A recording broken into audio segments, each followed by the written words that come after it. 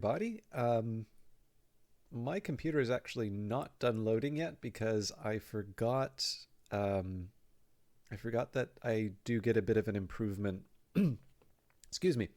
There's a little bit of an improvement to the overall performance for Cyberpunk if I kind of do a fresh restart. I'm guessing it's just, this.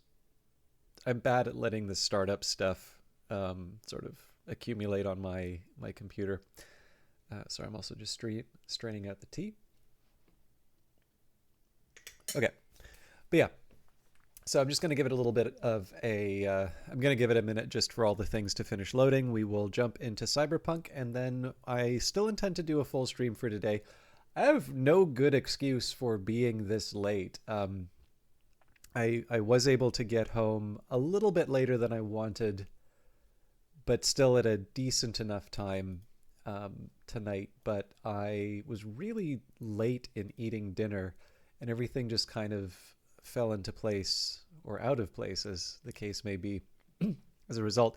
Now, I can't remember if I tweeted out the stream, so just give me a second here to see.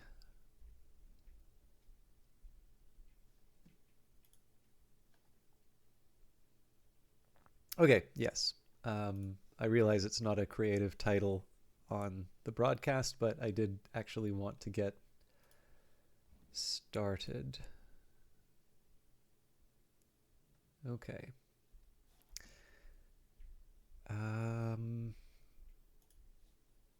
One last thing to open.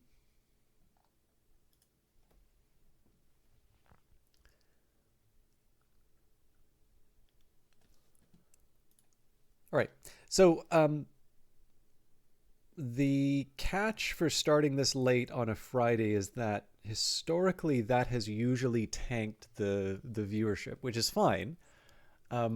As I sort of said, my plan is to do a full broadcast. But if it does turn out that just sort of anybody who wants to watch has gone on to other things, or is otherwise not in it, again, that's totally fine. But if I kind of get the view that it's too quiet, I'll maybe keep this a bit of a shorter one. I realize people who watch the VODs, that's a bit of a cheat, but kind of seems to be the best way, especially because I do actually want to do some more story tonight. But it would help if I started by going into Cyberpunk 2077. I'm still trying to figure out what the deal with my computer is, by the way. So, running into a crash with Old World was one thing, but the fact that I had a crash with Godless, which seemed to be resolved the same way in no.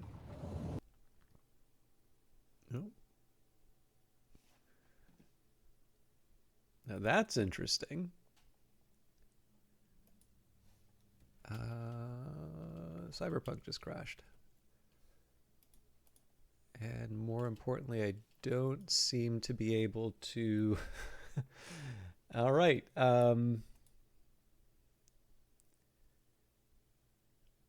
So it's crashed, but it's not letting me...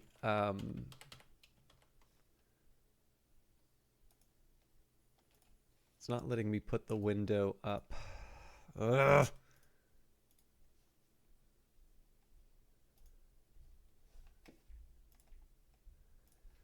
All right. But yeah, so the original concern was, that there was an old world problem. So the tech support for Mohawk was very, very nice about it, especially because they did ask me to test my hardware. Did run it on a did run it the Intel tests. There's a few other things that I ran it on. Didn't see any problems.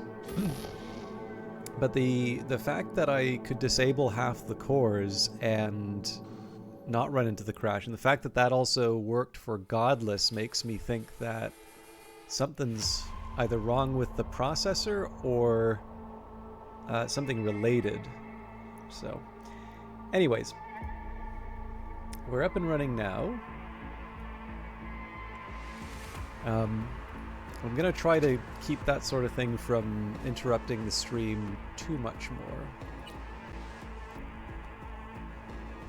Attention all Dogtown residents, this is Kurt Hansen. We've got some important guests in Dogtown, here by my personal invitation. Stay out of their way. They will be welcome to the Black Sapphire. The event is invitation only. No invite? Keep out if you know what's good for you. So, one other thing I'll just say before I go too far into the session, there was a really nice sequence with Songbird, and I don't remember that much of it. I kind of want to go back to watch the VOD just to see how I feel about her. Oh, that's right. I was going to start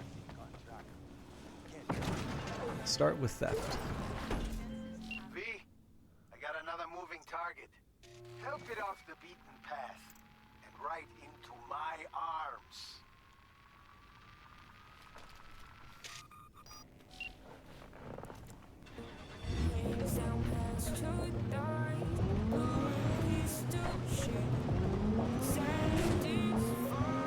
I just feel a little sluggish right now, but I'm sure it'll work itself out over time. Mobilize, beautiful. Get behind the wheel and over to me.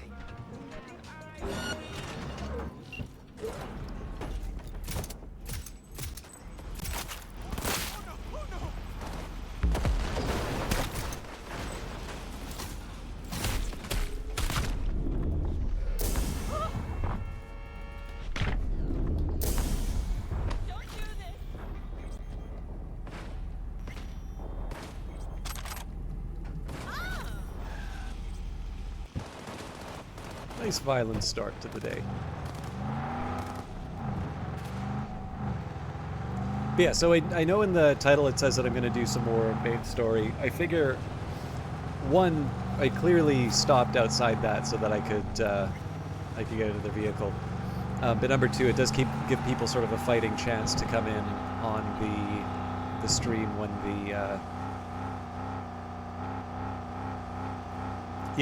when they get whatever alert they happen to see. Plus, it is just fun to steal cars. I know I kind of say this every session lately, but I wouldn't be surprised if one of the influences for this was Grand Theft Auto, especially if you remember. Watch out, got a tail. I can live with a tail. It's the combination with don't damage the car or the timer that becomes a problem. Usually I just ignore them. Yeah, I seem to remember somewhere between that really early teaser and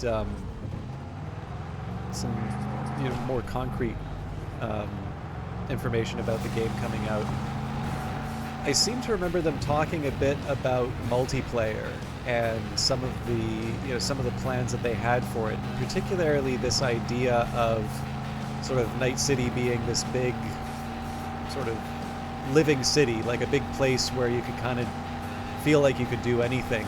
And depending on how you read some of what CD Projekt Red said during development, and I do think there is oops.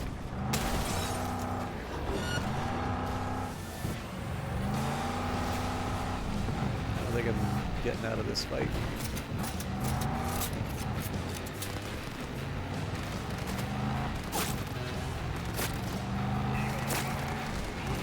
There are two. And now the police. Cut off that tail of yours, I don't care how.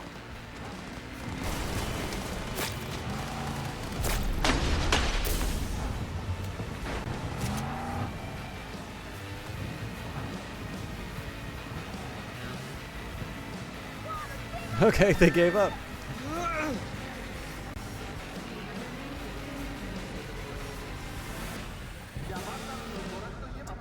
Anyway, as I think most people hopefully have learned from, experiences like No Man's Sky and such,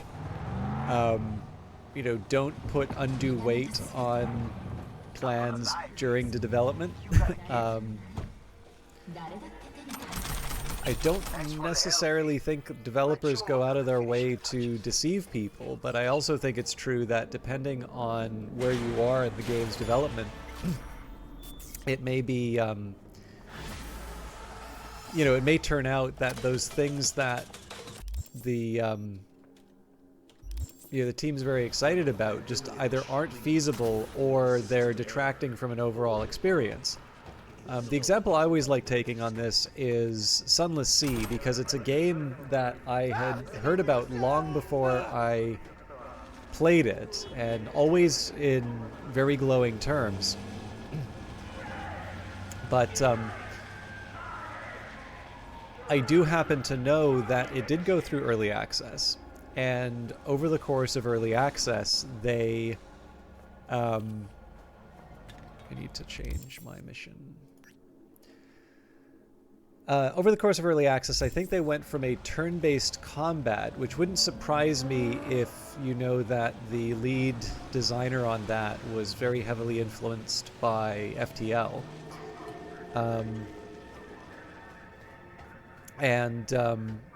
Basically, the turn-based combat didn't work. I think some people would argue that combat still isn't a strong point for Sunless Sea, but I would definitely say that the turn-based mode did not really work for the majority of people.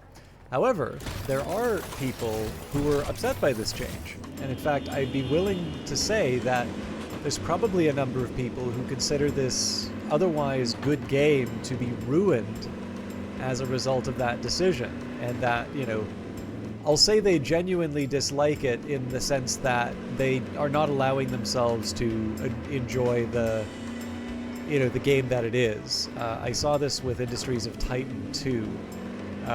There are just some things that you cannot allow yourself to enjoy. And look, I'm as guilty of this as anyone else, right? Like, I probably shouldn't necessarily care about the publisher or the developer that do certain games, but there are absolutely publishers that I don't play games from anymore.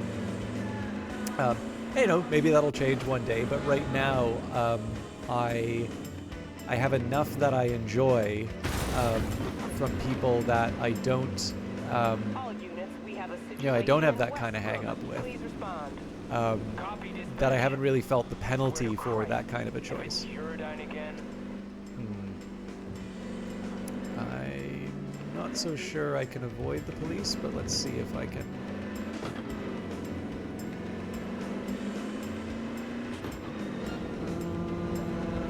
I don't think so. No. Suspect's vehicle has been located. Details have been sent.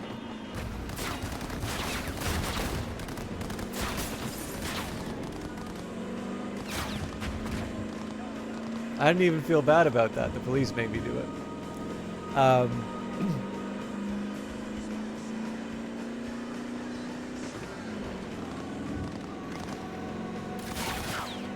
am, however, driving too slow to...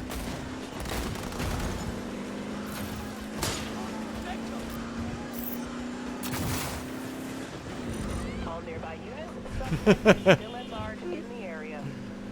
All units, suspect has evaded patrols. Resume search immediately. I mean, evaded patrols is a strong statement. I think I annihilated the patrol. Okay, anyways, sorry, I was talking about... All units in the area, order has been restored. All units instructed to return to patrol. I was talking about the development plans. But depending on your particular read on some of the things that CD Projekt Red said during development, I actually feel like there's definitely some parts that can be read as sort of, Grand Theft Auto Online is an influence for us, without going out and saying that, right? Like, I just think when you kind of look at some of the things they were talking about, I think there's sort of a reasonable statement to say. Like, I think they definitely took Deus Ex as a reference point. I think they might have even explicitly said that. I think, again, the more I play this, the more I definitely feel that there's a certain Grand Theft Auto element to it. And I actually think it works.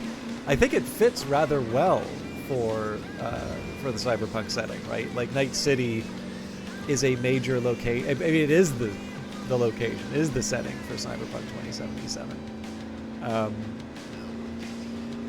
And the idea of, I don't know, like, just having the whole story, having the types of characters that you see, it actually does sort of feel like something that fits that model very well. Now, of course, I'm very happy that CD Projekt Red didn't just, lift the Rockstar formula and put that into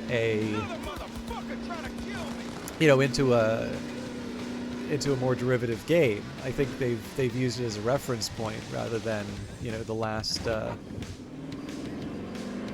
last word on the design. But I actually wouldn't be surprised if some of the success of Grand Theft Auto Online did wind up informing some of the game, and that even though there wasn't that multiplayer component ever implemented, or maybe it was implemented but it wasn't released, I wouldn't be surprised if that actually wound up informing some of the design. Okay. Always thought it was showbiz you could... sorry, actually we have read this before, but I'll read it again. Always thought it was showbiz you couldn't trust a soul. Turns out, in hindsight, met a few good eggs in my time. But man, all these cloaks, from Langley, guaranteed dagger in the back. And probably stuck there by a friend. You're getting played here, no doubt about it. But not much choice with our survival on the table. Just do me a favor. Ears perked, eyes peeled, and mind always, always razor fucking sharp.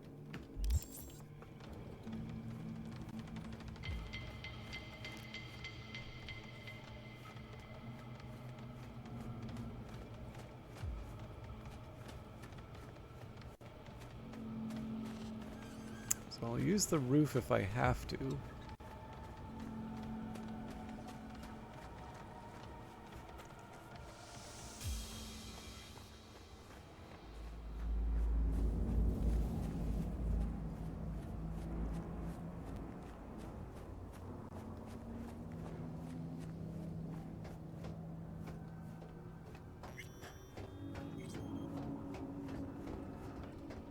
Okay.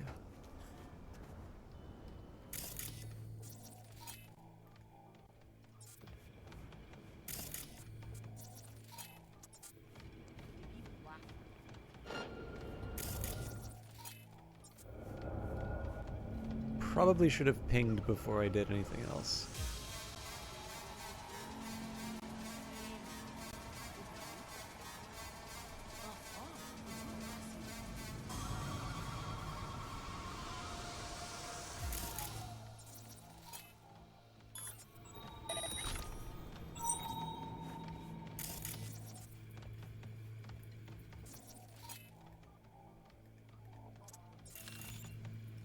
Oh, come on.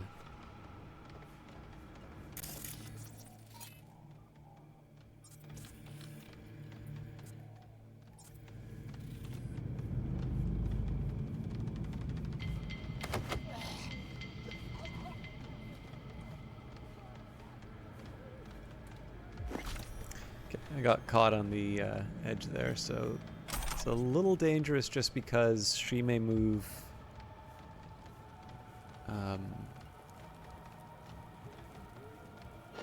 Oop.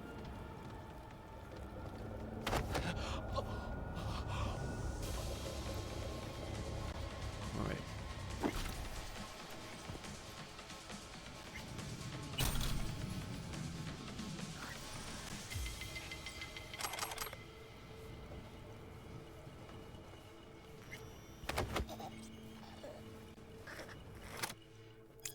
Archive conversation, Lauren Murphy and Artem Melnik.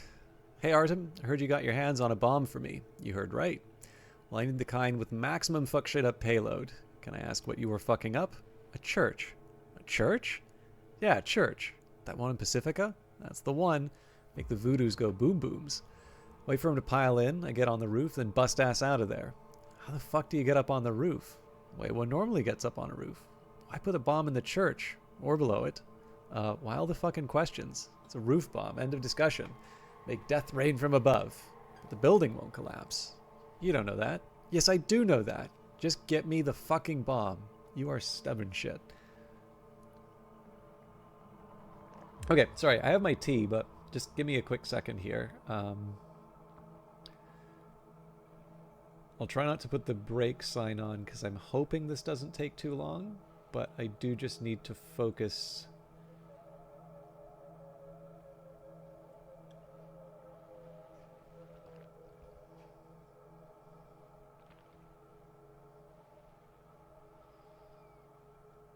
I'm getting asked for a password right now, so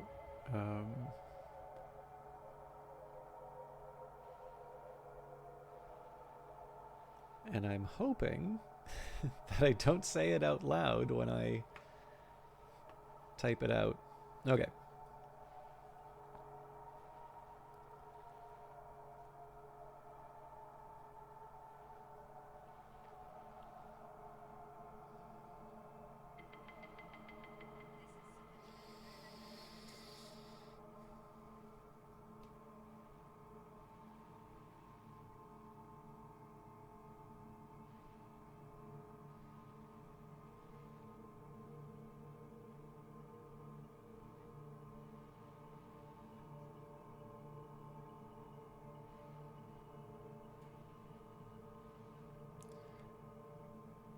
All right. So yes, this is the second time that I've been interrupted on. I think I've talked about Busu before, but basically, it's another language learning app that isn't Duolingo. The drawback is it keeps giving me. It like keeps giving me a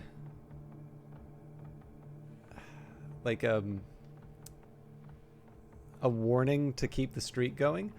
And usually I get it done during the day, but I have forgotten it before. And given the time that I started the stream, I kind of wanted to, like, it's likely I'll go past midnight, so I sort of wanted to make sure that everything was properly set up. So anyways, my streaks are intact, but I did need to double check. The only thing I'll say about Busu is that it does feel like a very needy app in terms of ads. Like, it just will not stop asking you for ads or, you know, playing it or locking you out of something until you have to play it, so. But.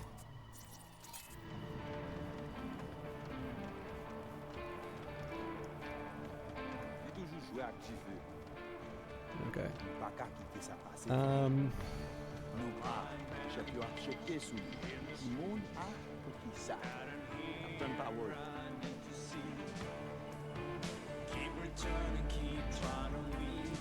Oh. I thought that was the game soundtrack. It's like, this feels like side chatter rather than something that merits dramatic music. Oh. I don't have system collapse.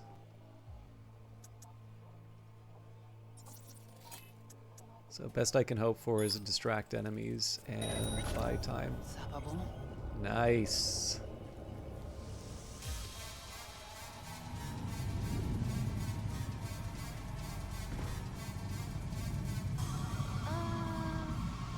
I think it's better if I just make myself scarce.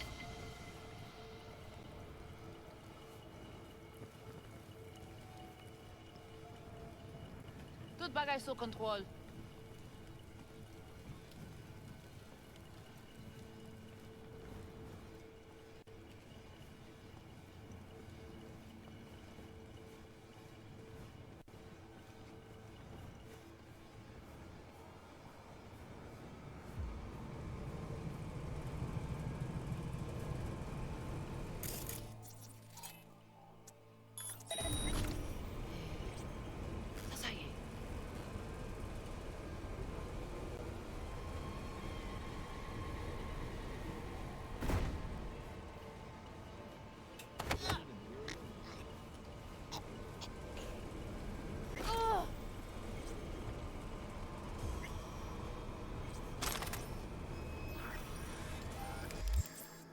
Okay. I think my usual trick of trying to get rid of anything that's not a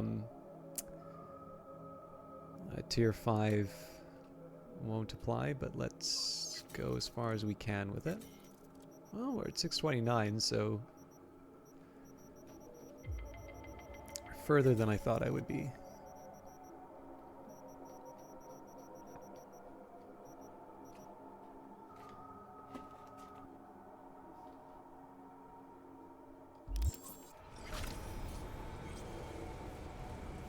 All right, I'll live with what I got right now, and then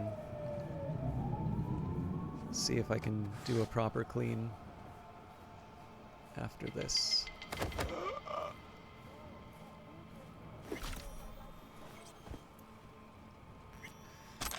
I know I talked about this last stream as well, but one of the bits of logic that I have in terms of the stealthy approach, number one, I just generally like it. Like I have this weird tendency where in the context of like a game or something like that, or even like I have had to do, like, this is a while ago, but I did do an interview with the military, which did ask the basically, are you okay with killing people question.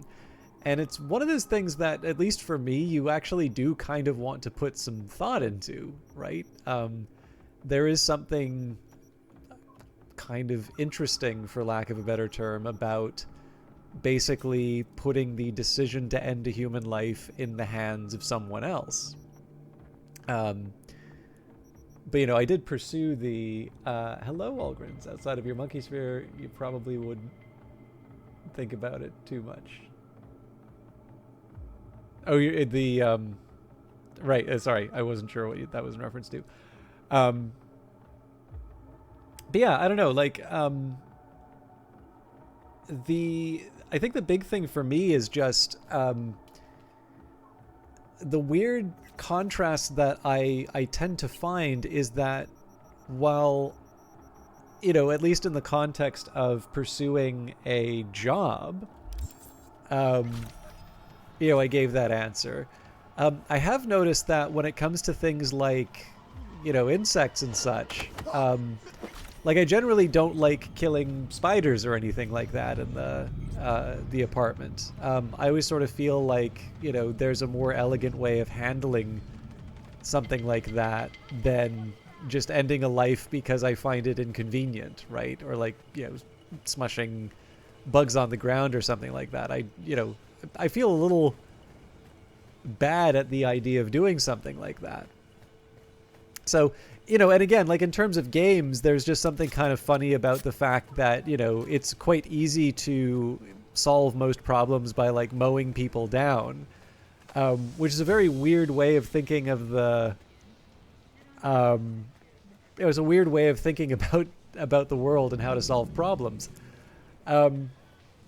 So I don't know. Sometimes I tend to go for stealth approaches for that, but I also think when it comes to Cyberpunk in particular, there's this idea that most of the people you encounter are usually working for some kind of gang or some group that you do business with, and or at the very least, you know, entities that exist for longer than that particular mission. And I always sort of imagined that in the Cyberpunk world, if your solution was to basically leave no survivors in terms of what you do, that'd be a pretty quick way to not even becoming sort of a legend.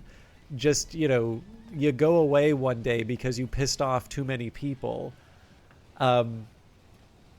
Whereas, you know, I imagine someone with a slightly more, you know, definitely still business-oriented approach. Like, the job's going to get done, and sometimes that's going to mean making people unpeople. But I imagine being able to act in a way that preserves some of those relationships is how you do wind up sort of becoming a Night City legend. So, I don't know. At the very least, you know, you don't become a high-functioning cyber psycho.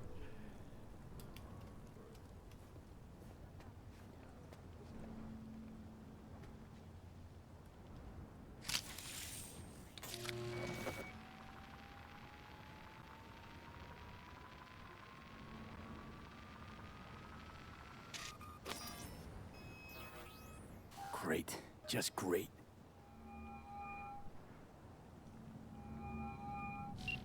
Got a problem, Alex. Gonna take more than breaching one station to recreate the encryption key. Fuck. Give me a sec. Okay, got another station for you to try.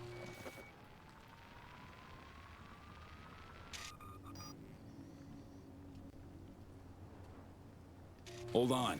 Let me ping the station remotely. Try to save us some time. Clever. No response. Think standing around's gonna help? It might.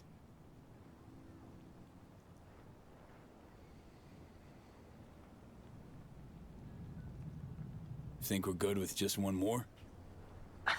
It's a car rental company, for Christ's sake. How sophisticated a system can they have? John Wick seems to keep coming up a lot in chat here. Let's get to it. Good luck out there. And raise Reed soon as you grab that encryption key. Not that I mind. I mean, I think you could do worse in terms of action films. Although again, I think of the ones that I've seen, I've only seen 3. I think the first one's still the best. The others are not necessarily bad, but I think I'm of the opinion that the movies actually became, or the world became, a bit less interesting the more they showed of it. I suppose that's probably not a surprising opinion from someone who sort of likes the Secret Histories types games, but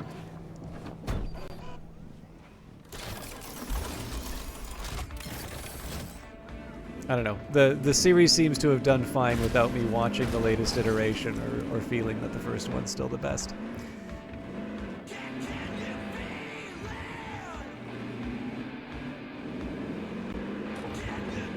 Yeah, I feel like action movie fodder is kind of I feel like that's maybe a little unfair to the movie, but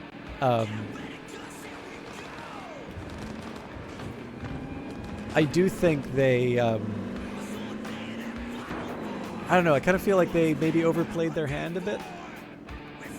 Yeah, I mean, compared to what they do not benefit from the comparison to the earlier movie, let's say.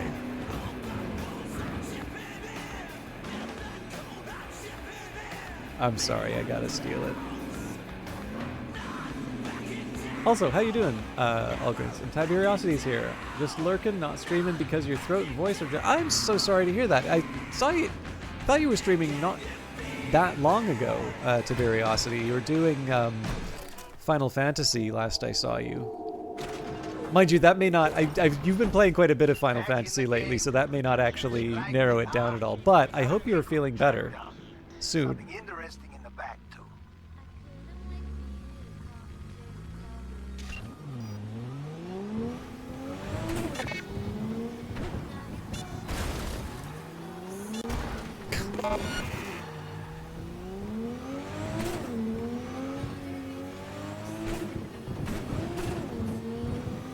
Gotcha. Anyways, it is always fun to watch you. It is always fun to watch you play that. So.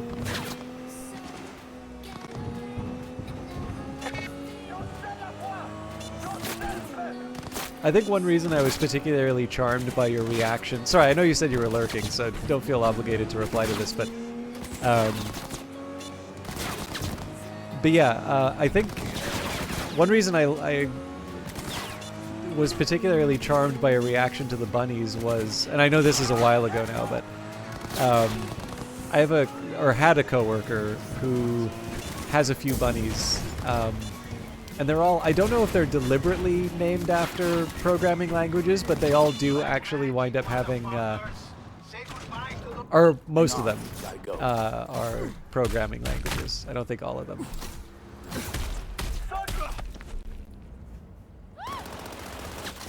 Right, Ben?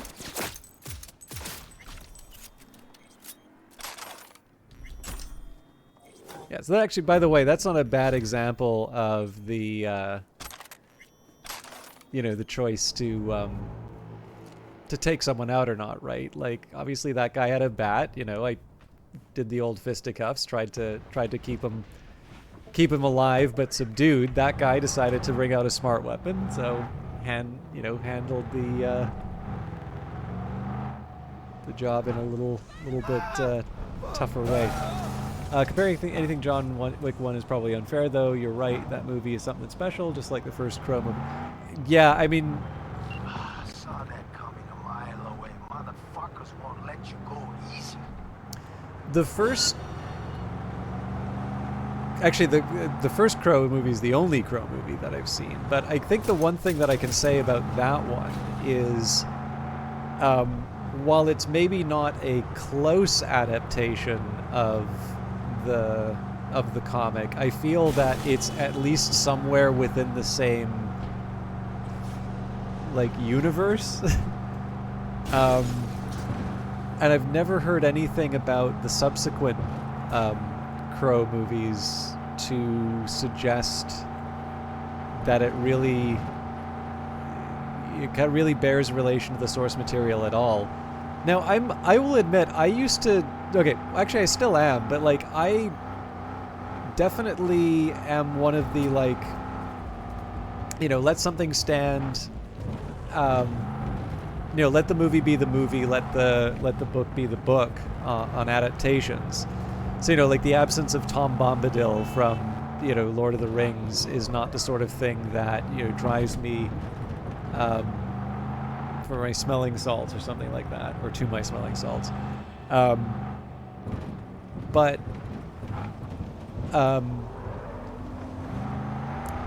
you know, I haven't seen the League of Extraordinary Gentlemen movie, and I have no intention of seeing it because nothing I have heard about that adaptation suggests that it has anything that resembles, you know, the things that I liked the comic for.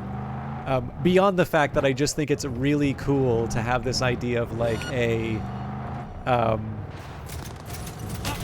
super group of heroes from stories that sort of take place all around the same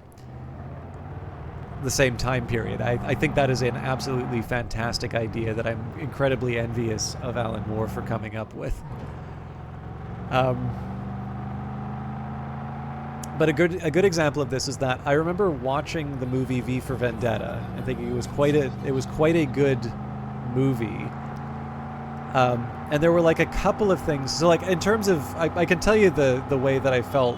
Well, there's a few ways that 300 could be improved, but I think there was one way that, you know, as long as you are sort of on board with 300 as a movie, I think you can still say that this idea would have improved the movie. I can go into that if you want, but I think I've ranted on that a couple of times. But yeah, I don't know. Like, so I try to loosen up a little bit on this stuff, but definitely there are times when I feel like there are some things that could be done better, and I don't mind communicating them, ultimately because I think they are in a, like, where I try to do that sort of thing, I try to do it in the spirit in which the story seems to be going. So, for instance, when it came to my feelings on the V for Vendetta movie, I always had the impression that sort of Evie was being set up as the kind of this important counter, maybe not counterpoint, but like this completion of V and his project, that V was sort of this destructive force, but that it was equally important to have something that would sort of build a new society, that, you know, V on his own would not necessarily be the one to sort of bring about this new world. He's capable of tearing down the old regime, but his role and his skill is not necessarily built around constructing what comes after. And the way that the V for Vendetta movie, and like, again, I think there are a number of things that set that up, particularly the whole sort of interrogation sequence of Evie. And I, like, in the movie, it just kind of comes like, this seems largely unnecessary, and V kind of seems like sort of a dick for doing this to Evie. Like, I'm not entirely sure what purpose this served. in the sense that there are other ways the conclusion of that could have been reached.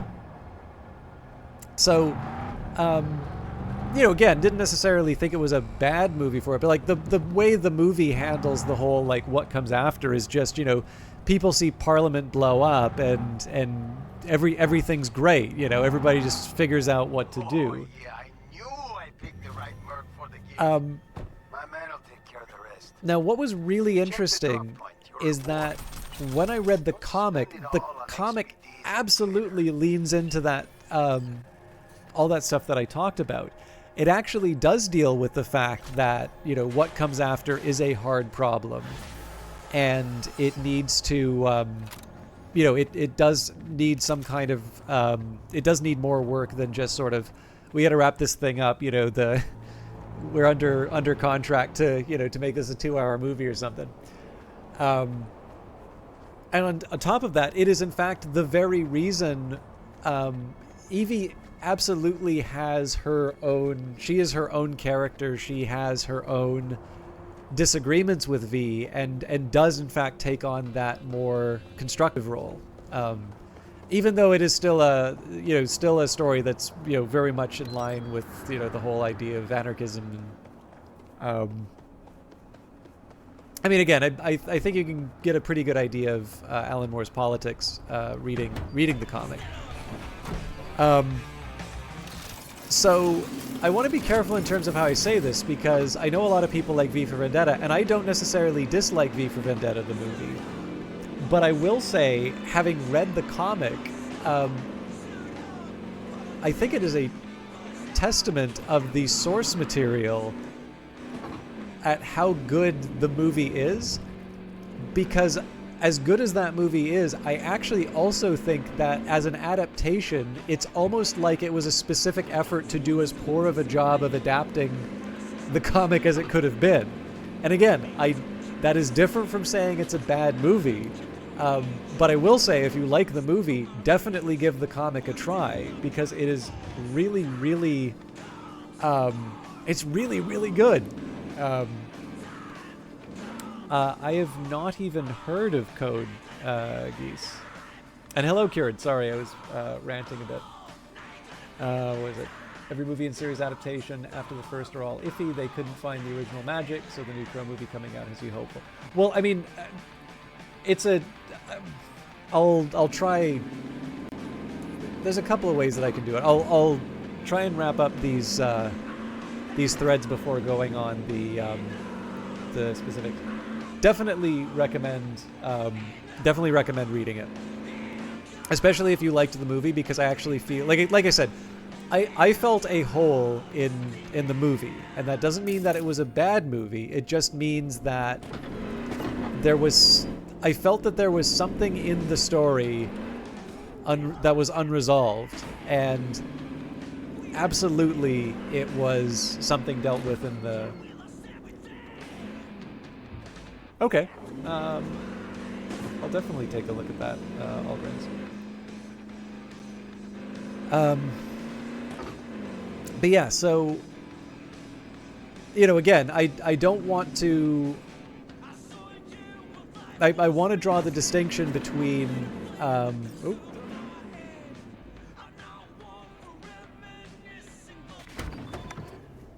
Wasn't planning on doing crime solving, but happy to help.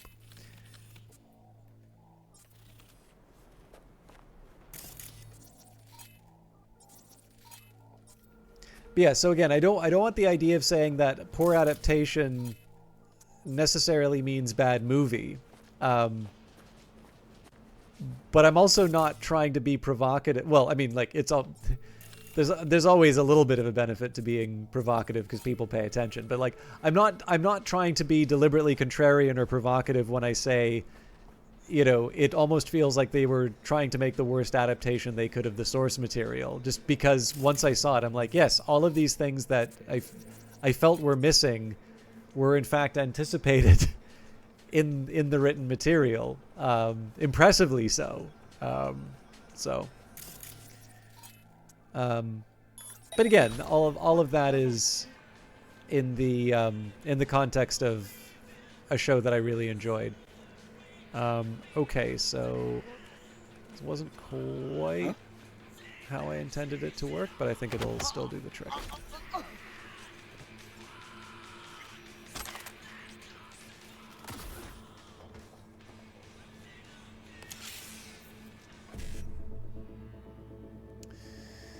All right, 55, 2 1Cs and a BD. Okay.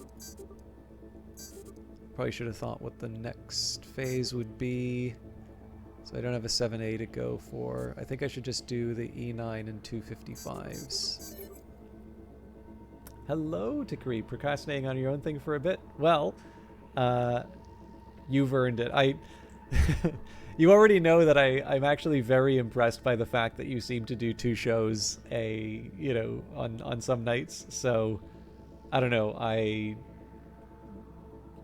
I'm number 1 happy to see you, but number 2, I also think you've earned a break. All right.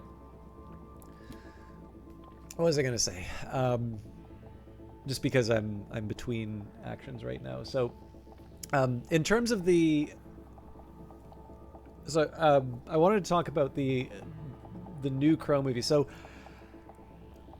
I am very split on the prospect. So, like, to a certain extent, I think the latest adaptation has a better chance than most to turn out quite well. But it's actually kind of hard to see it as like it's actually kind of hard to see whether or not that is a net positive. And it's basically for the reasons why I think it has a chance of doing quite well. So we're at a point now where a lot of franchises get reboot. And in fact, they get reboot like with very... Like, it does not take a whole lot for that to... it doesn't take a whole lot to get, turned in... Like, to have a reset like that. I don't know if it was Batman Begins that sort of started this trend or not, because I feel like the what was it, the James Bond sort of reset seemed to happen close to that as well, like the Daniel Craig ones. And then, nowadays it's actually not that. Like, so I don't really watch the Marvel stuff, but it definitely feels like, the way that they've handled the Hulk is basically just to pretend that it was not, it wasn't adapted before. So, yeah, I don't, there might be some people who are maybe a bit better informed about this than I am, but... now, to a certain extent, this is not bad because we sometimes get some really good shows out of this. But I'm also a little bit worried about the trend for the simple reason that I don't think it's quite enough. Like, I think people's concern that it feels like it's all Marvel stuff in the theaters isn't quite getting the whole problem. So I think there is something to be said for the fact that, you have somewhat complicated and difficult comic stories. So, I talk about V for Vendetta and some of the ideas present inside of that story and them not necessarily being... you're not necessarily being present into the movie adaptation. Now, again, that adaptation maybe predates the current crop of comic adaptations. But I think, I'm not entirely sure that what we would consider to be a comic adaptation today is, you know, an example of them maybe going into some of the depths of the storytelling that, you know, that's capable, right? It's a rare exception, if there indeed are exceptions. You know, there's the, I don't know, how do I put it? Like I'm not entirely sure it tells us anything really good about ourselves that our most popular stories are kind of like mystery plays, right? You know, these very straightforward tales of, you know, good triumphs over evil and so on and so forth. And again, don't want to say that that stuff's not enjoyable to watch. It's very enjoyable to watch as the box office. Oh.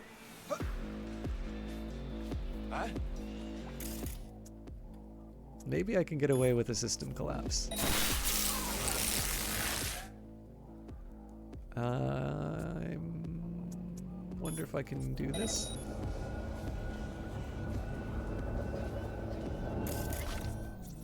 Woe to me. I can't believe I got away with that.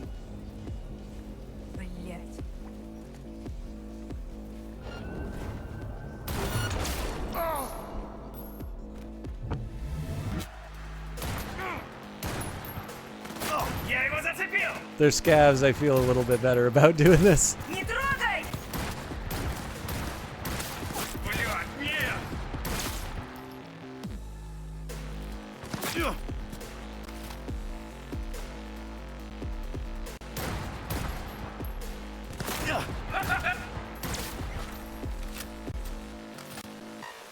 Okay, there's a point I was trying to make, but yeah, I don't know, like for my own part,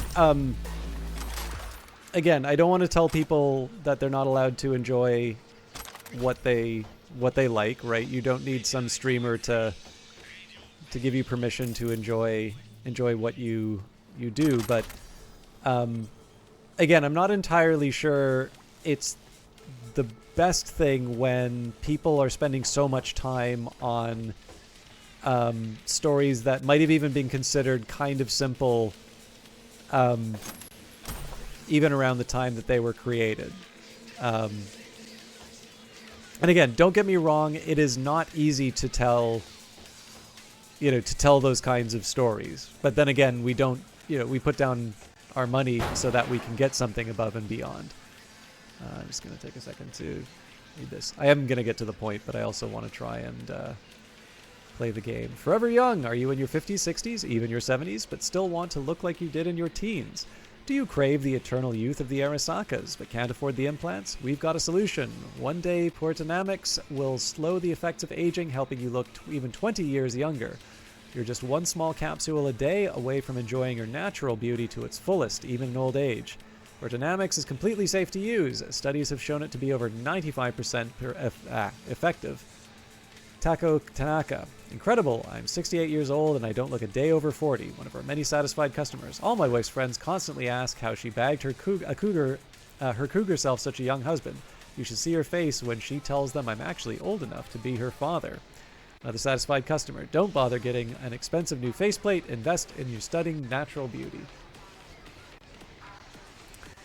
A certain corpo entered the net one night when suddenly everything glitched and he encountered a red demon who said, "Tomorrow at midnight you will be dead." The corpo did not place any faith in the threat and slept soundly that night after leaving the net.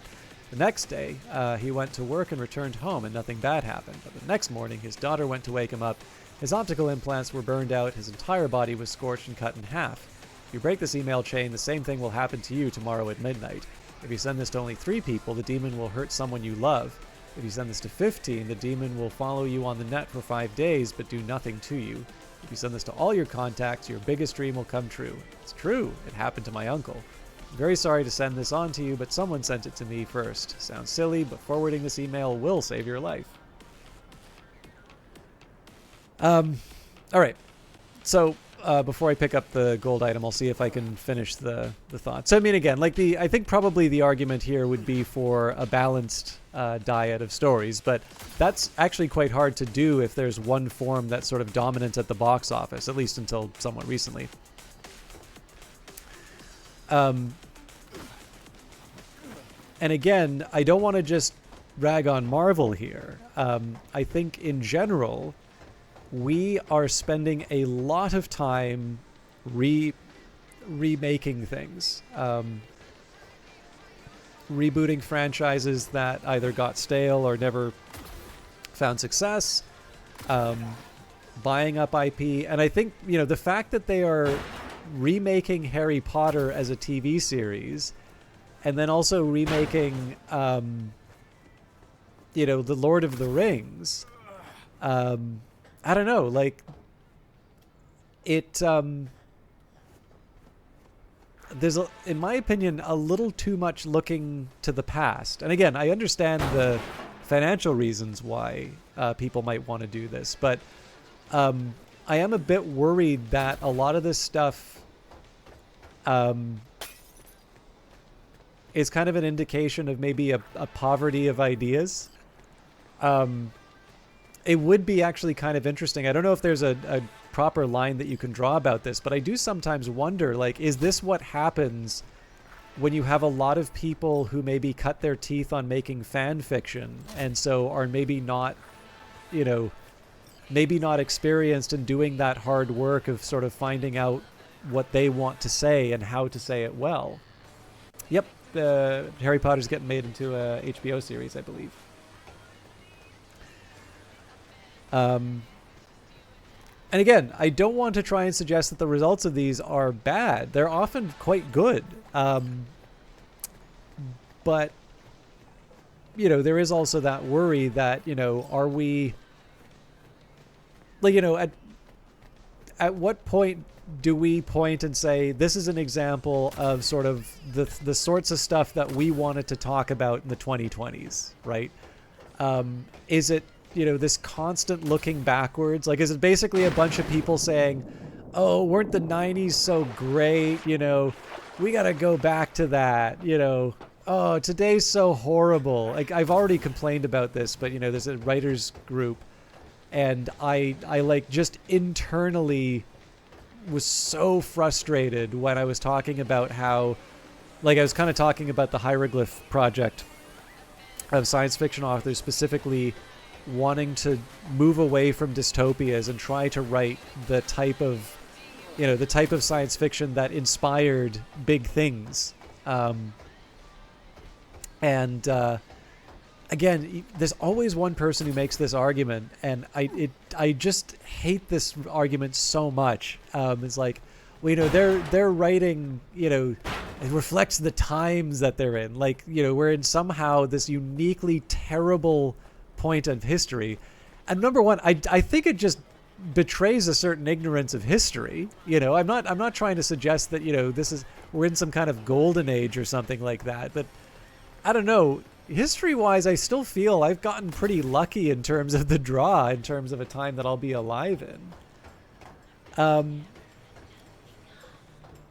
And number two, it's like, what the hell is the point of creative writing if you can't see beyond your current circumstances, right? Isn't this what we get, you know, isn't this why we pay money to creative people for that experience, you know?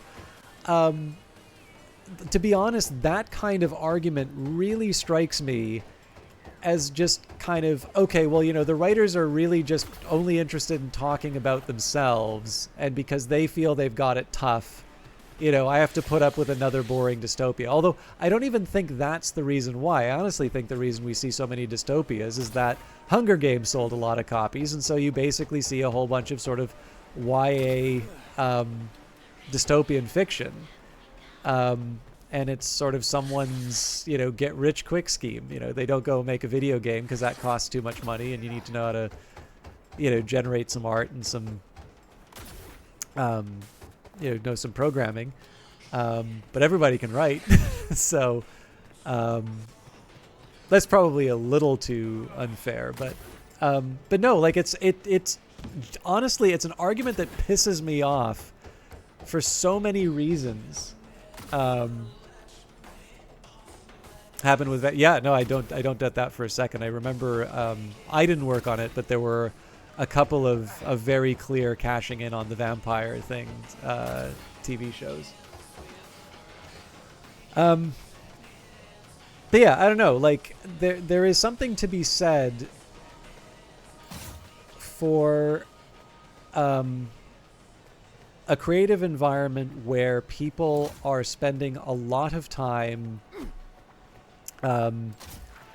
looking backward and sort of remaking old things, you know, appealing to nostalgia, rather than daring to say, like, I mean, honestly, it's another version of the, like, well, we can't afford to offend anyone, right? You know, just imagine the lowest common denominator in terms of offense, you know, and just make sure you don't have anything objectionable to that person, and you're good.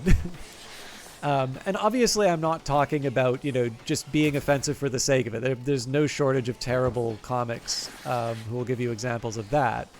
But, you know, obviously you've got, you know, on one sense, you've got sort of George Carlin's, Bob Saget's, who go pretty blue. Or I mean, I quite like Frankie Boyle. But there's a point behind that. And then, you know, you have the cheap offense, which, you know, need not be commented on. So the reason I'm going on this big long rant is to bring it back to the Crow. And the thing is that I think, as far as a Crow adaptation is concerned, it's probably we're in one of the more likely periods for that to actually be a good adaptation. Because everybody's looking for a way to cash in on the sure thing. Everybody's looking for the nostalgia. Everyone's looking for, you know, okay, this had some success. So, you know, the idea of a faithful adaptation of The Crow, or at the very least something that would appeal to the people who liked the, you know, the first adaptation with, you know, maybe a coat of paint on it. Because let's face it, there's some stuff in that one that, I don't know, I don't think really holds up. I still kind of cringe at the scene where he sees the kids dressed in Halloween and he starts laughing. Still think it's a decent show, right? But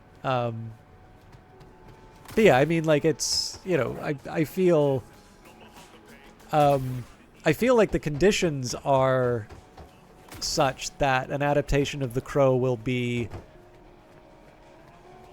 likely be a good one. But to a certain extent, I kind of feel like that's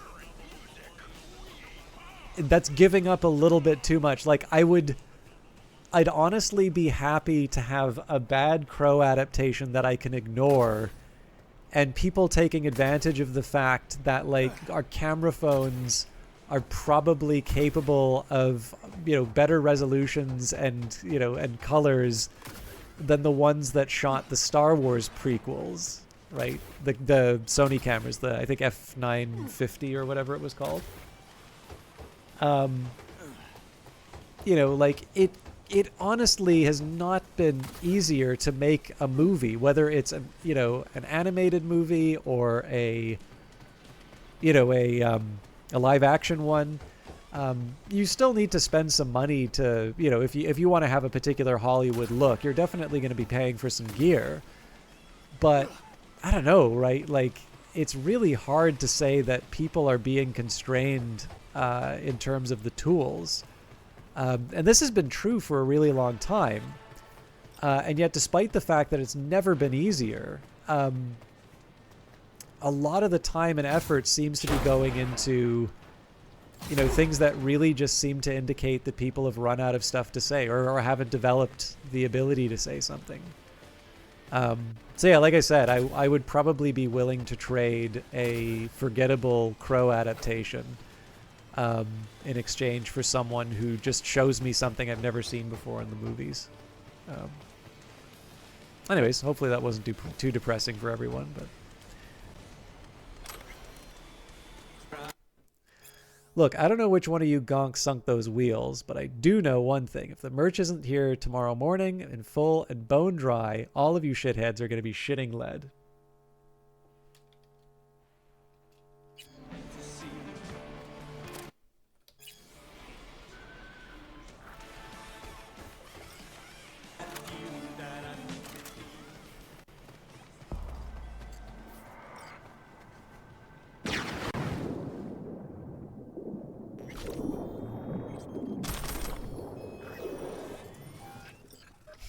Oh no, I'm carrying too much underwater. I'm dead.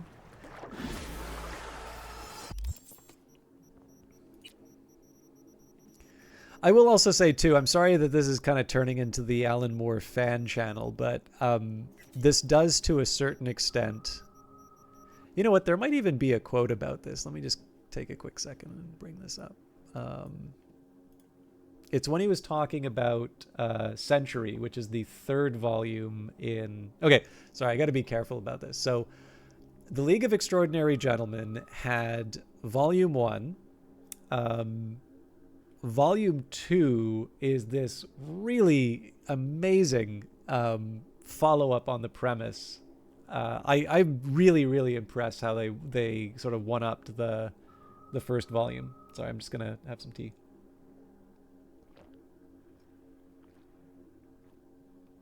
Then there was sort of this like side volume called The Black Dossier. And it actually took place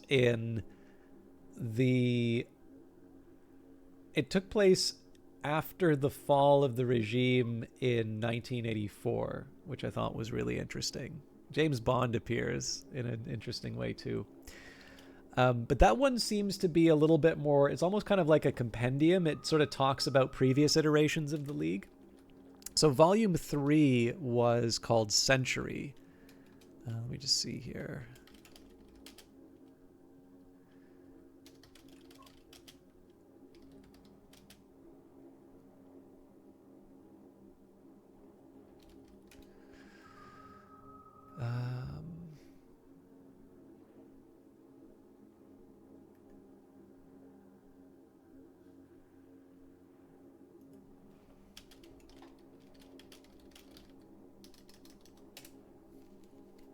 I think, what was it?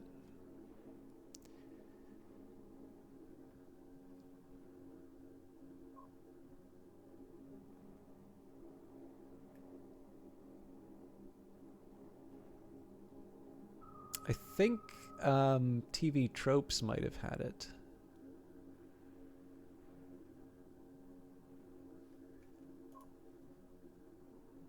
Oh, here we go. Okay. But yeah, so there was a third volume called Century, and I think there was a fourth one as well called The Tempest, maybe. I think that might have actually been the last comic that he did.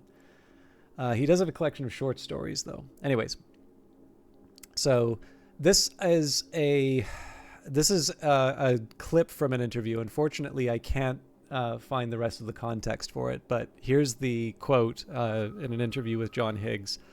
It's basically around, there's a bit of apparently some controversy in terms of the third one, and unfortunately, this is actually going to sound a lot like this is going to be a much more coherent and interesting version of what I sort of feel like I just talked about. So this is again about League of Extraordinary Gentlemen Volume 3. I got quite a bit of criticism for that. I know that people were saying after reading the third book that it was my equivalent of saying, "It were old fields around here once," which it wasn't. That wasn't what I was saying. What I was saying was that I don't think it was unfair to choose the Threepenny Opera as representing a big important cultural event of 1910. Incidentally, the Threepenny Opera, he calls it the Beggar's Opera in the interview, but he's almost certainly referring to Threepenny Opera. The original German of the Threepenny Opera came into public domain in the US this year. So if you want to get going on your translations, you can. Anyway, sorry. which it wasn't.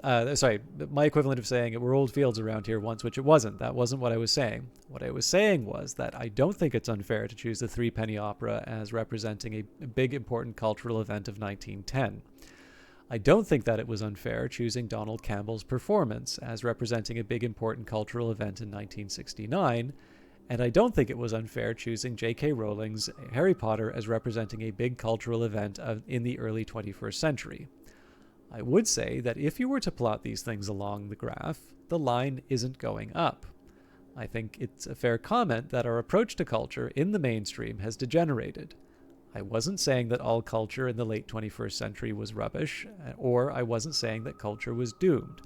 I was saying that mainstream culture was becoming repetitive, was not having original ideas, would no longer be capable of coming up with a performance, let alone a threepenny opera. And I actually think that is quite a reasonable way to look at it, especially because, and this is the thing that I don't think he gets enough credit for, because I have heard that quote come up a couple of times. Again, there is a lot of sort of this very doomer kind of approach or thinking to some of these things, right? It comes back to the dystopia comment, right? People, really can't see beyond their own individual hang-ups or their own particular issues. I think to a certain extent they just kind of want to cosplay it being oppressed in some cases, and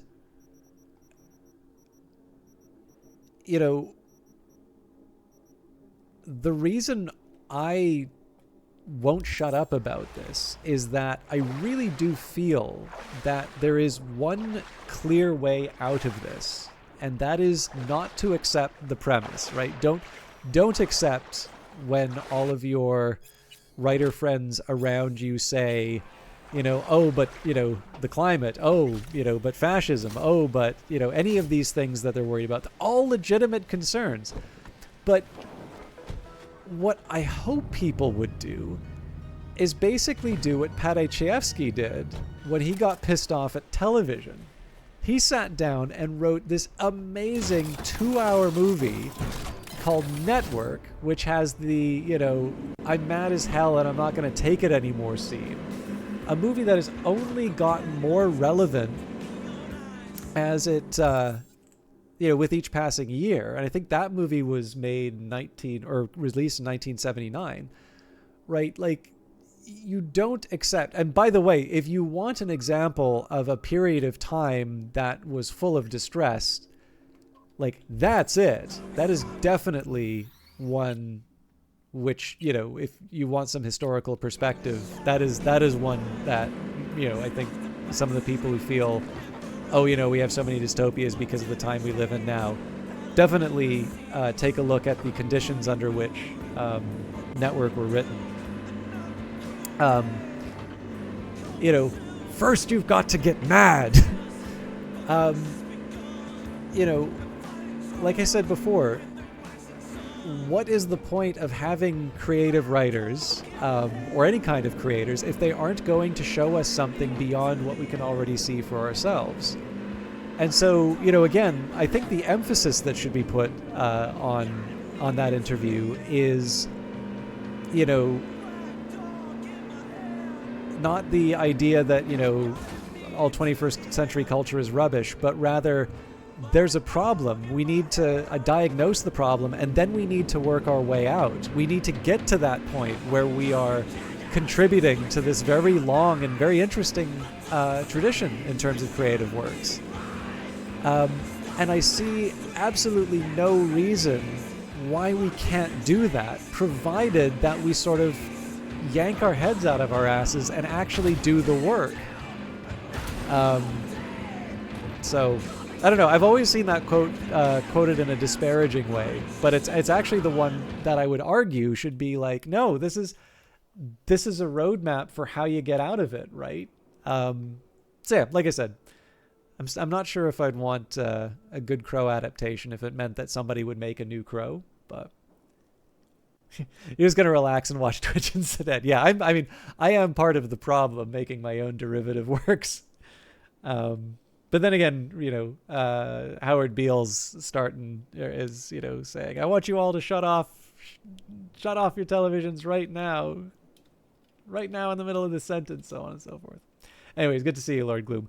Another streamer, by the way. We had Tiberiosity in here, currently lurking, not feeling 100%. But we've also got Lord Gloom, Master of Magic, and Master of Escape from Tarkov. And just in case there is just to avoid any confusion, Lord Gloom does not in fact play Master of Magic, as far as I can tell. He just plays Magic the Gathering, both physically and I think you did a digital version once, but mostly physical.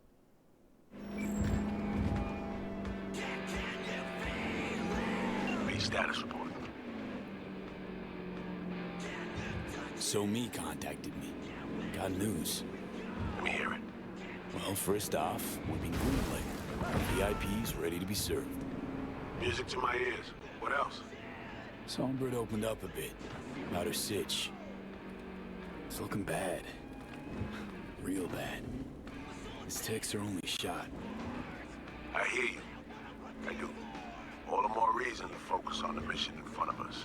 Get our hands on that cure. But Reed, it's only spilled. We really need to talk. I know, but later. Not a topic for the Hollow. You need that car tracking, so get to work. We'll go from there. Once you get the encryption key from this system, let me know immediately. Yeah, Lord Gloom, I have actually played it. Did you know that Sid Meier worked on that? You're talking about the Micro Prose one, right?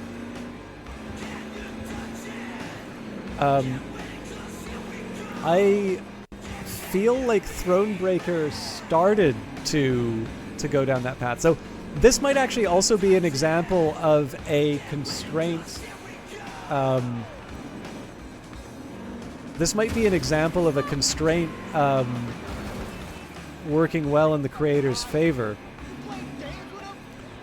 But so like I don't know if this was the case, but I can almost imagine. I want to see if I can just get it. No, I definitely can't.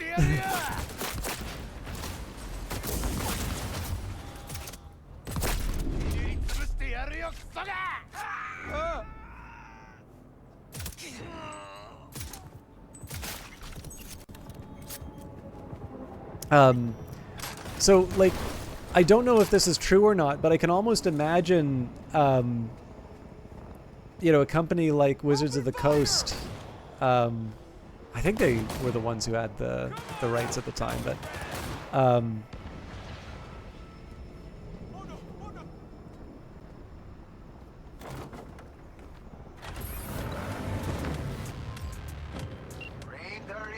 Great.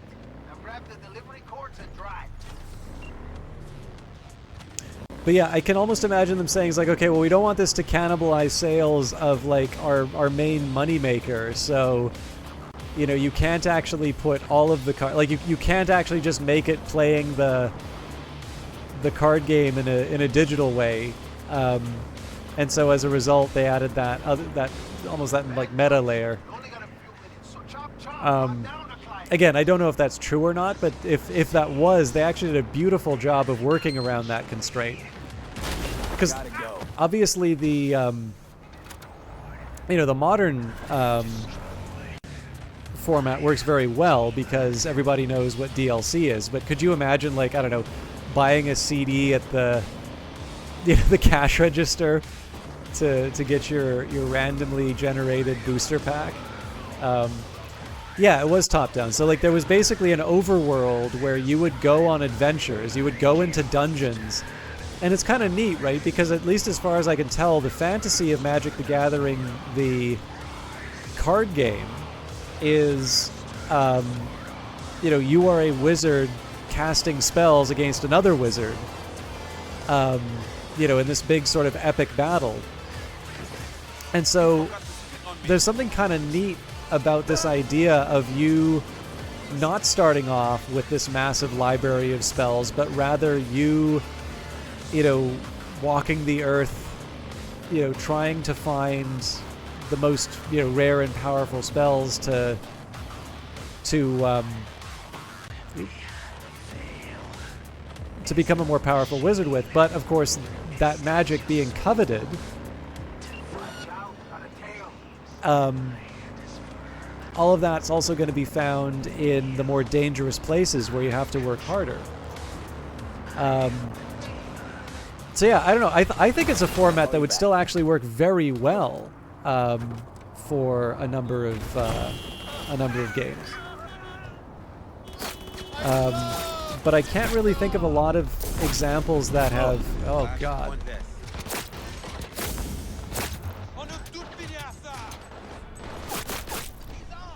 I don't know if I'll get it on time or not, but right now.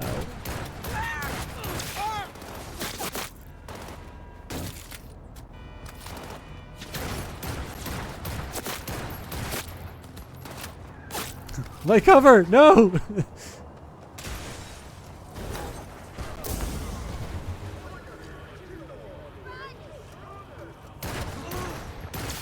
Arrêtez! Continuez couver! Jusqu'à la mort!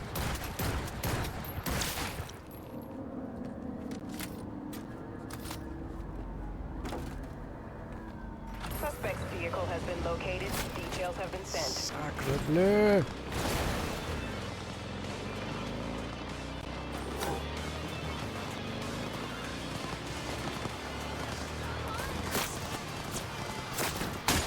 I think it's fair to say I'm not going to make 2 kilometers while being chased by the police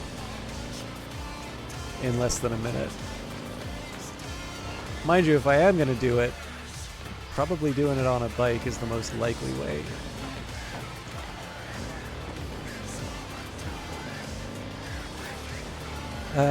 Alright, let me see.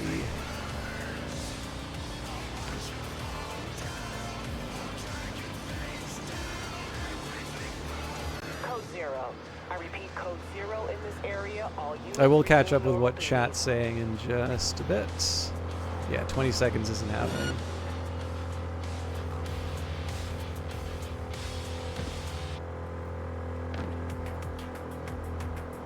In fairness, I completely blew it in terms of driving anyway, so I can't complain. Can't complain about how the game Hey, come on. Instructions were clear as day. You only did part of the gig. Get part of your cover. Cut off that tail of yours, Lisa. Don't care how.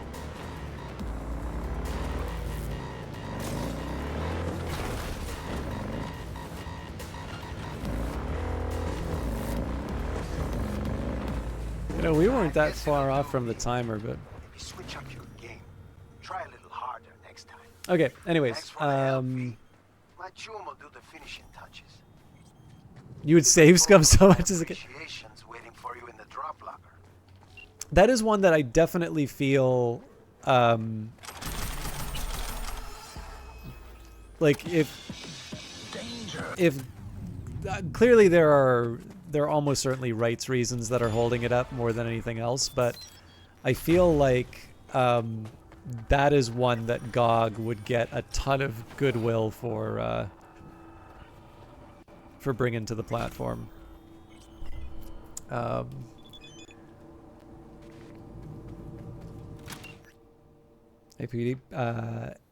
APB to all NCPD subcons. Suspected organized crime activity reported on Pacific Boulevard. Anton Kolev, a known leader among scavengers, believed to be present and wanted on 4 counts of first-degree murder. Night City authorities have promised a reward for neutralizing Kolev and his entourage. All right.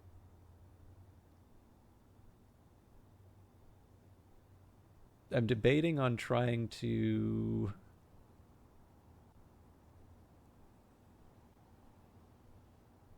I don't know if I want to try and get some more tea, if I should at least try to finish the first mission here, because I have actually done a few more hijackings than I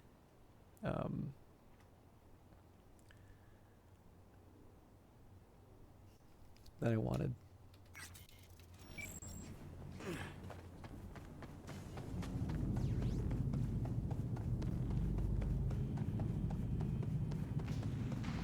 I think for this one I'll just settle for maybe not running, but all right, here we go.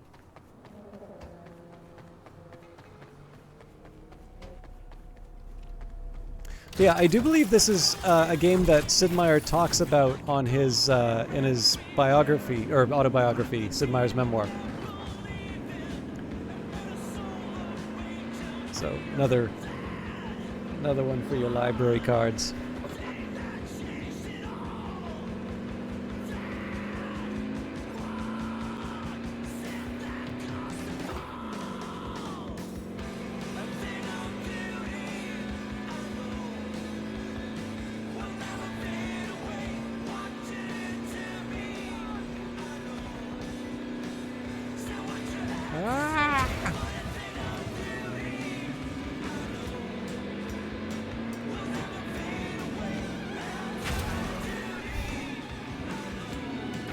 Maybe I should get that tea just so I can focus.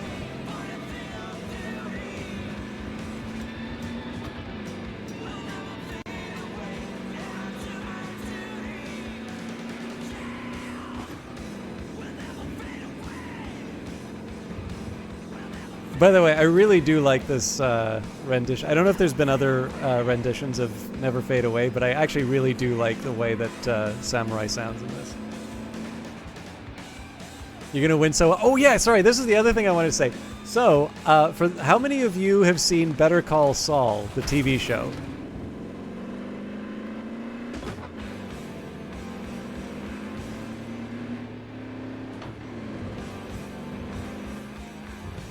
Yeah, that's fine. It really all that you need. You just need to know who Rhea Seehorn is. So the actress who plays Kim Wexler. If you ever do get to play the Microprose Magic the Gathering adaptation, Kim Wexler is the White Witch, one of the two people who teaches you how to play Magic the Gathering in a full motion video. And her co-host is the Black Wizard, and he's the voice actor who plays CEO Nabutake Morgan in the Firaxis game Sid Meier's Alpha Centauri. So yes, and I believe if you look on YouTube, you will be able to find a video of Rhea Seehorn teaching you how to play Magic the Gathering. It's something else.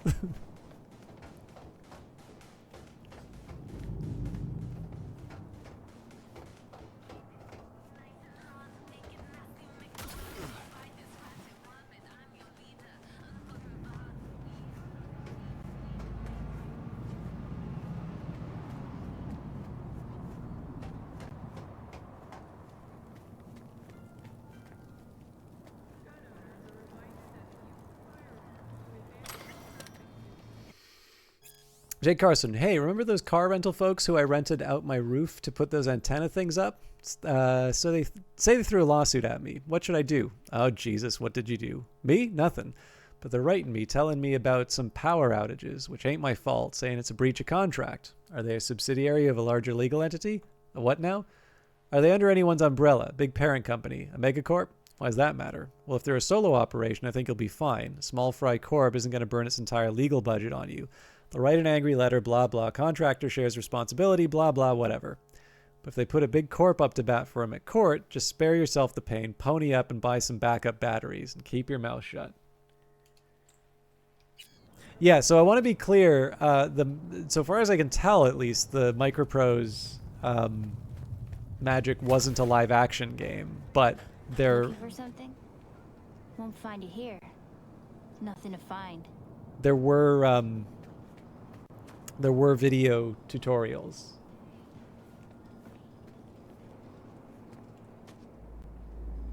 Hey, that your mom? She doing all right? Uh-huh. She's fine. Sure about that? Dunno.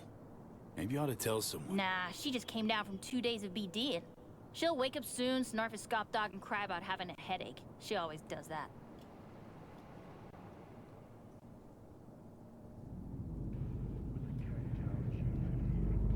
Transceiver. Need to jack in quick. 2 secs and I'm gone. You do you.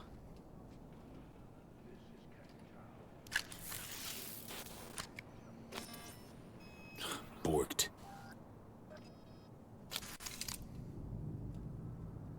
It ain't working?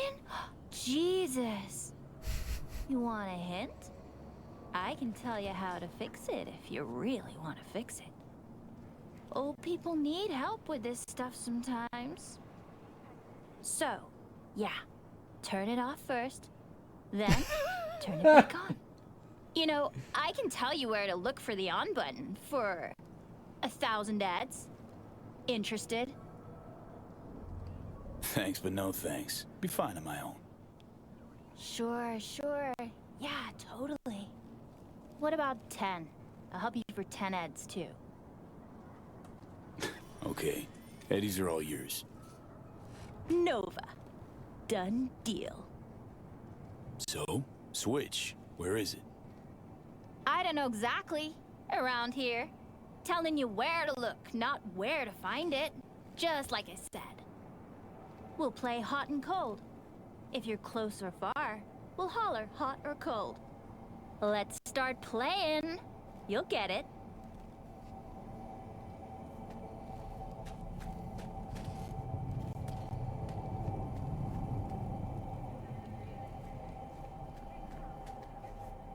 Warmer.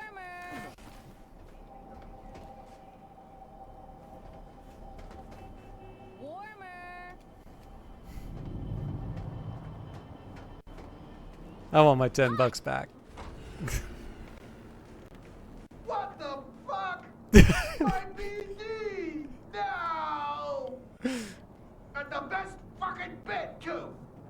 Jackass power grid? Ah, that audio made it worth it. Woo-hoo! Yeah! We're back on, baby! You got 2 surefire fixes. Hard reboot or hard kick. Yo! Don't even think about flatlining here. I'm gonna touch a corpse. This gotta be what having a fucking stroke feels like. Perfect, Johnny. Thanks.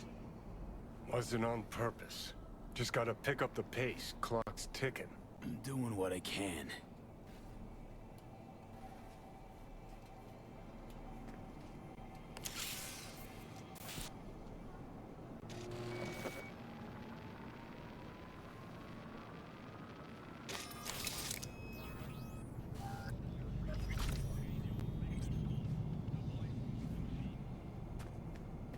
Okay. I've got a couple hours before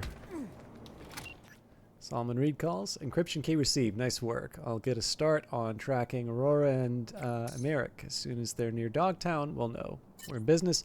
Signal from the tracker is live. Need a couple hours. Call you soon. All right. Is anybody going to be too upset if I take a small tea break? I need some time to, take care of the kettle. I mean, I'll make sure I get everything else done. Maybe like go to the bathroom or something like that. But would anybody object to me taking a few minutes to get some tea so I can try and be coherent again? You can all survive on some magic nostalgia. Okay, tell you what. I'm also going to get the shoutouts from before. So, Tiberiosity.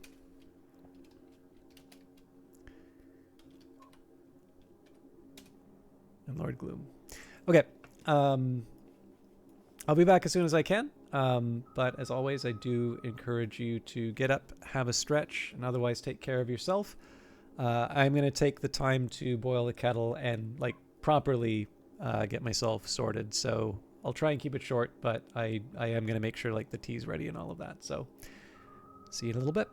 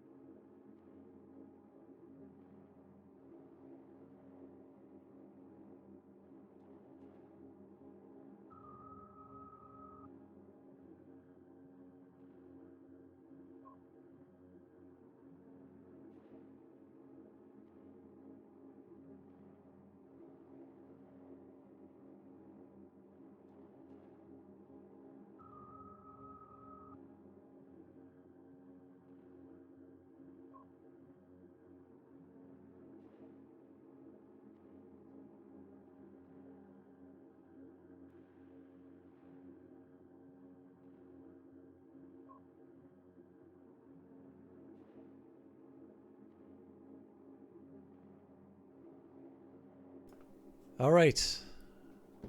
Ladies and gentlemen, comrades and friends, thank you for your patience. I know, so for me, like, I'm kind of scrambling around trying to get everything done in time for the break. Sorry, I'm just gonna sip some water. Not sip, gulp.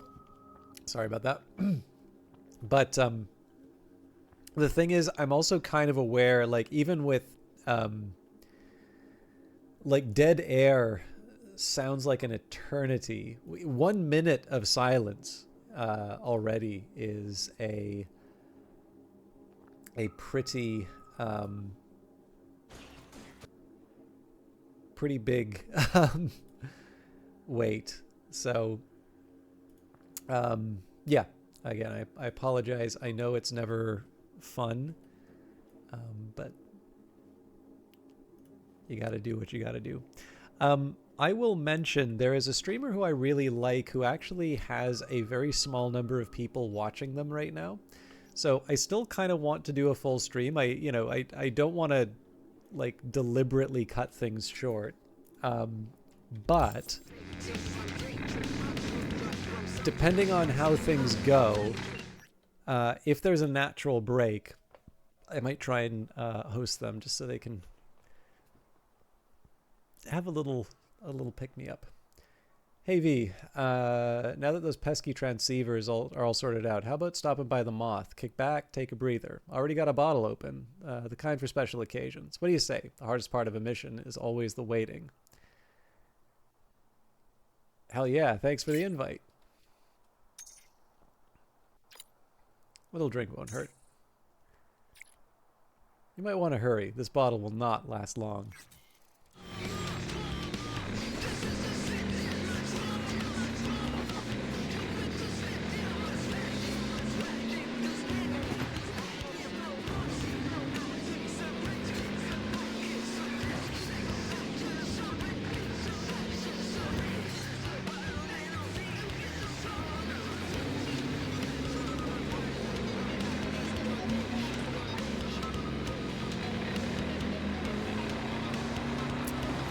While I am on my way to Alex's, I'm going to try a slightly different approach to the sci-fi chat.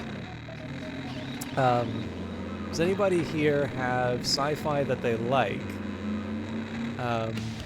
that... I'm going to do a car theft first.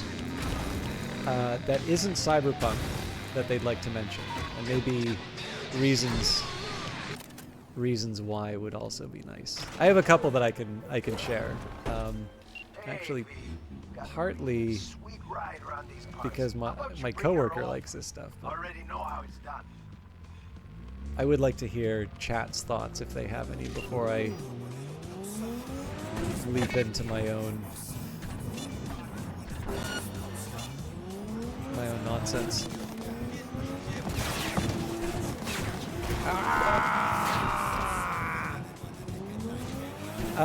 Favorite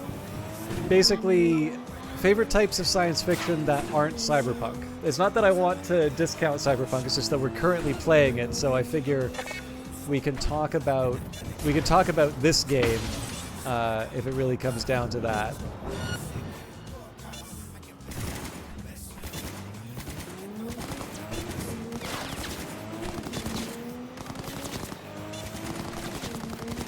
Battletech universe, Mech Warrior, giant robot stuff. So is it specific the Battletech setting? Because obviously Battletech is as much a series of sort of novels and a TV show and a role-playing game. It's not just the giant...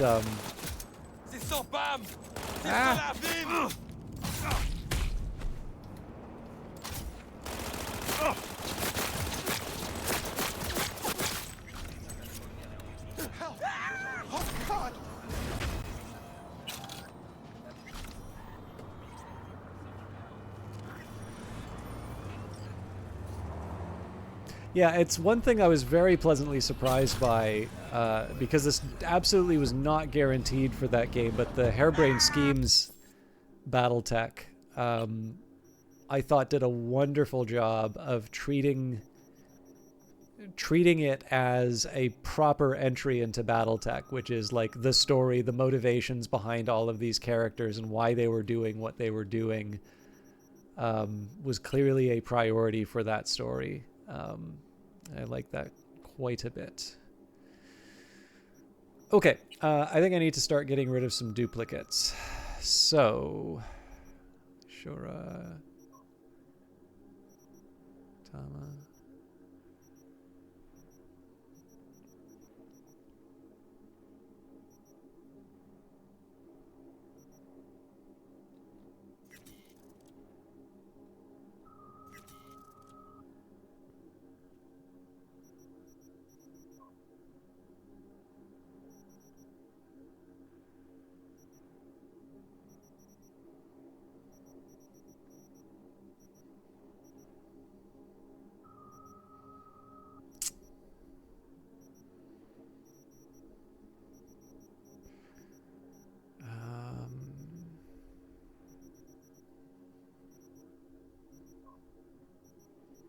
So I figure we already have a Kyubi equipped, so I can probably get rid of that one.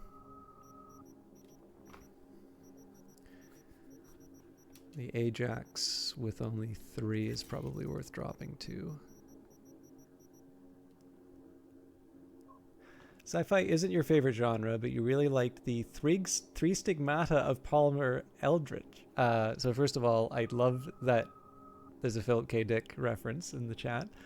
It's the only Philip K. Dick that you've read. I think they're mostly similar settings, so you'd like to try the others too. It was very trippy. So, first of all, I know you really like Waking Life, Decree. In fact, I will say you get the special distinction of being, so far as I can tell, the only person to have brought this up in my chat. That is one of those movies where I'm like, I'm pretty sure I'm the only person who's seen that. And I was delighted that you also liked Waking Life.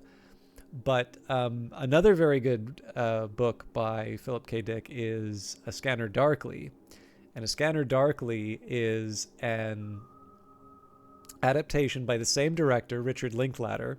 He improved the animation technique. So the problem that Waking Life ran into was they shot it with video cameras because they were going to rotoscope everything anyway.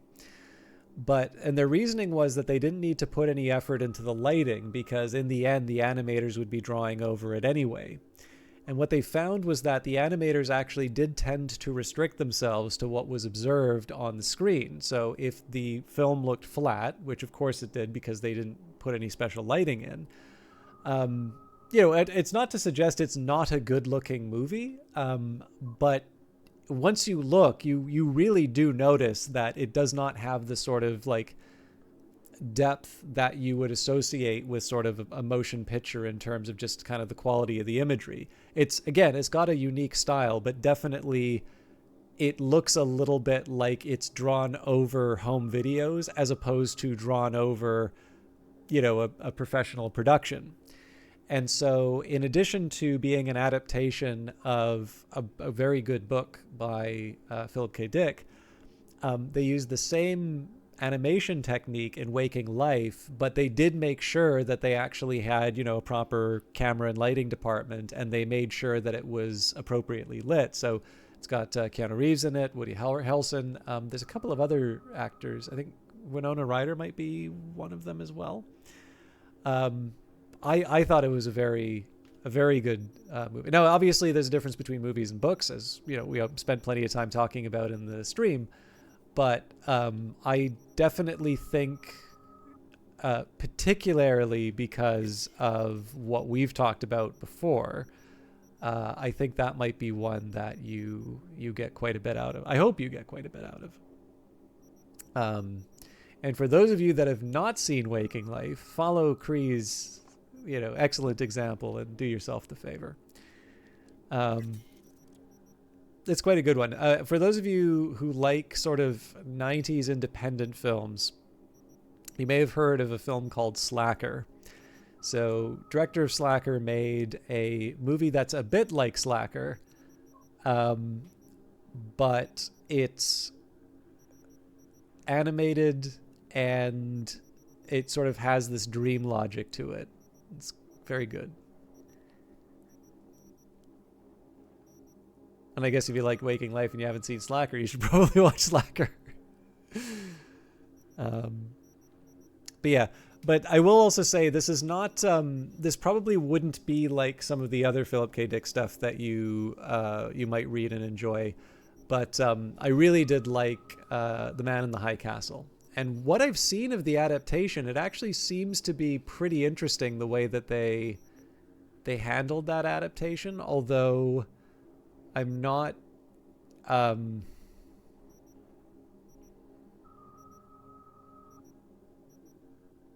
I think probably it's better to think of that as its own thing. I will confess I have not actually seen that much of the adaptation. I've seen some of it, but I'm optimistic off of what I've seen is probably the polite way of putting it.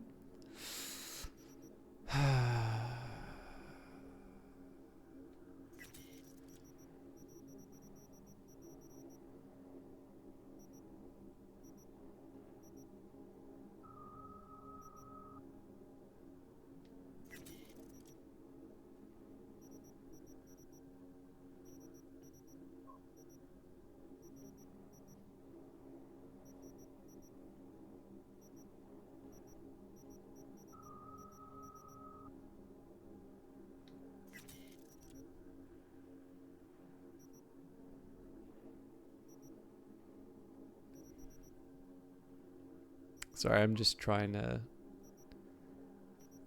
get out some of the obvious candidates here.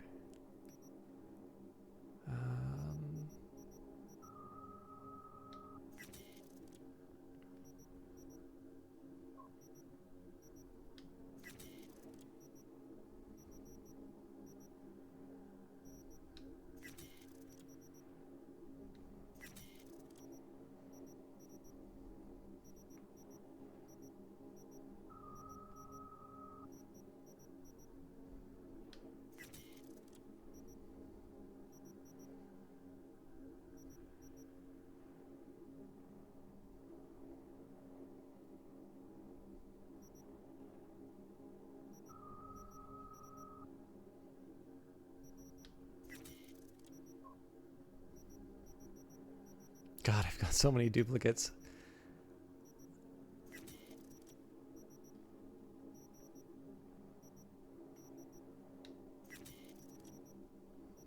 So I figure I'd at least get rid of the ones that have fewer mod slots. So I've even wound up keeping some duplicates. All right, that'll do. I mean, we're at 544.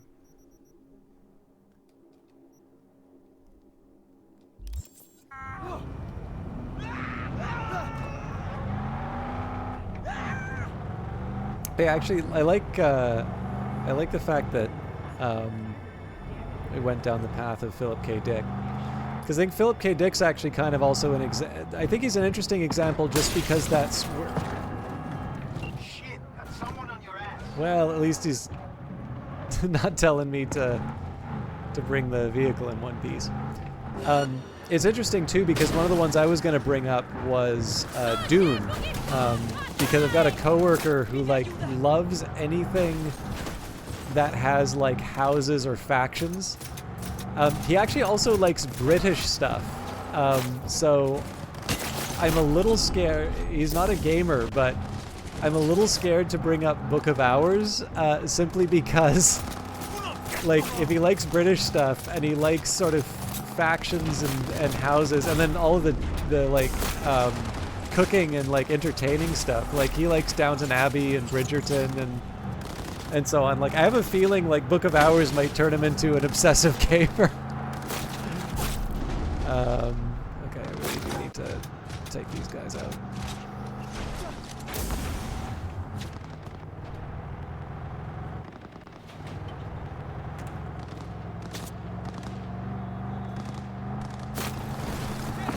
Maniac.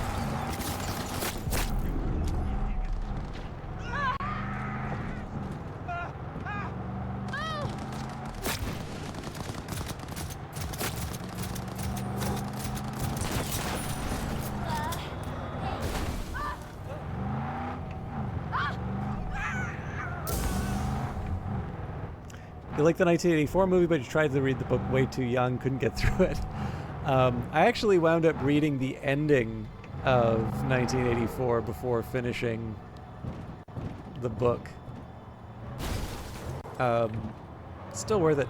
I know I've ranted about this quite a bit, particularly with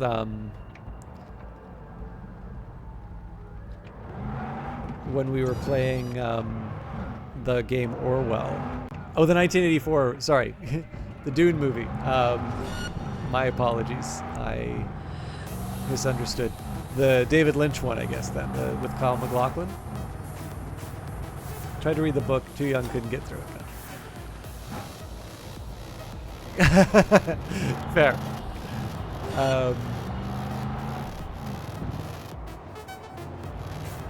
Yeah, Dune's kind of an interesting one because there's the David Lynch adaptation, but then I think there was a TV adaptation of it as well. So I guess the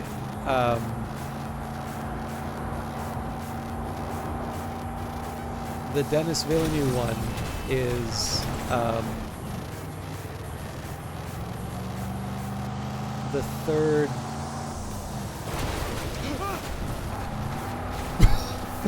Excuse me. A third adaptation where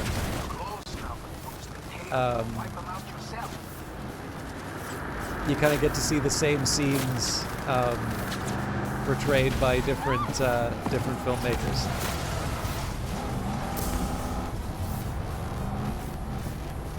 All right, I wonder if I can give the police a slip.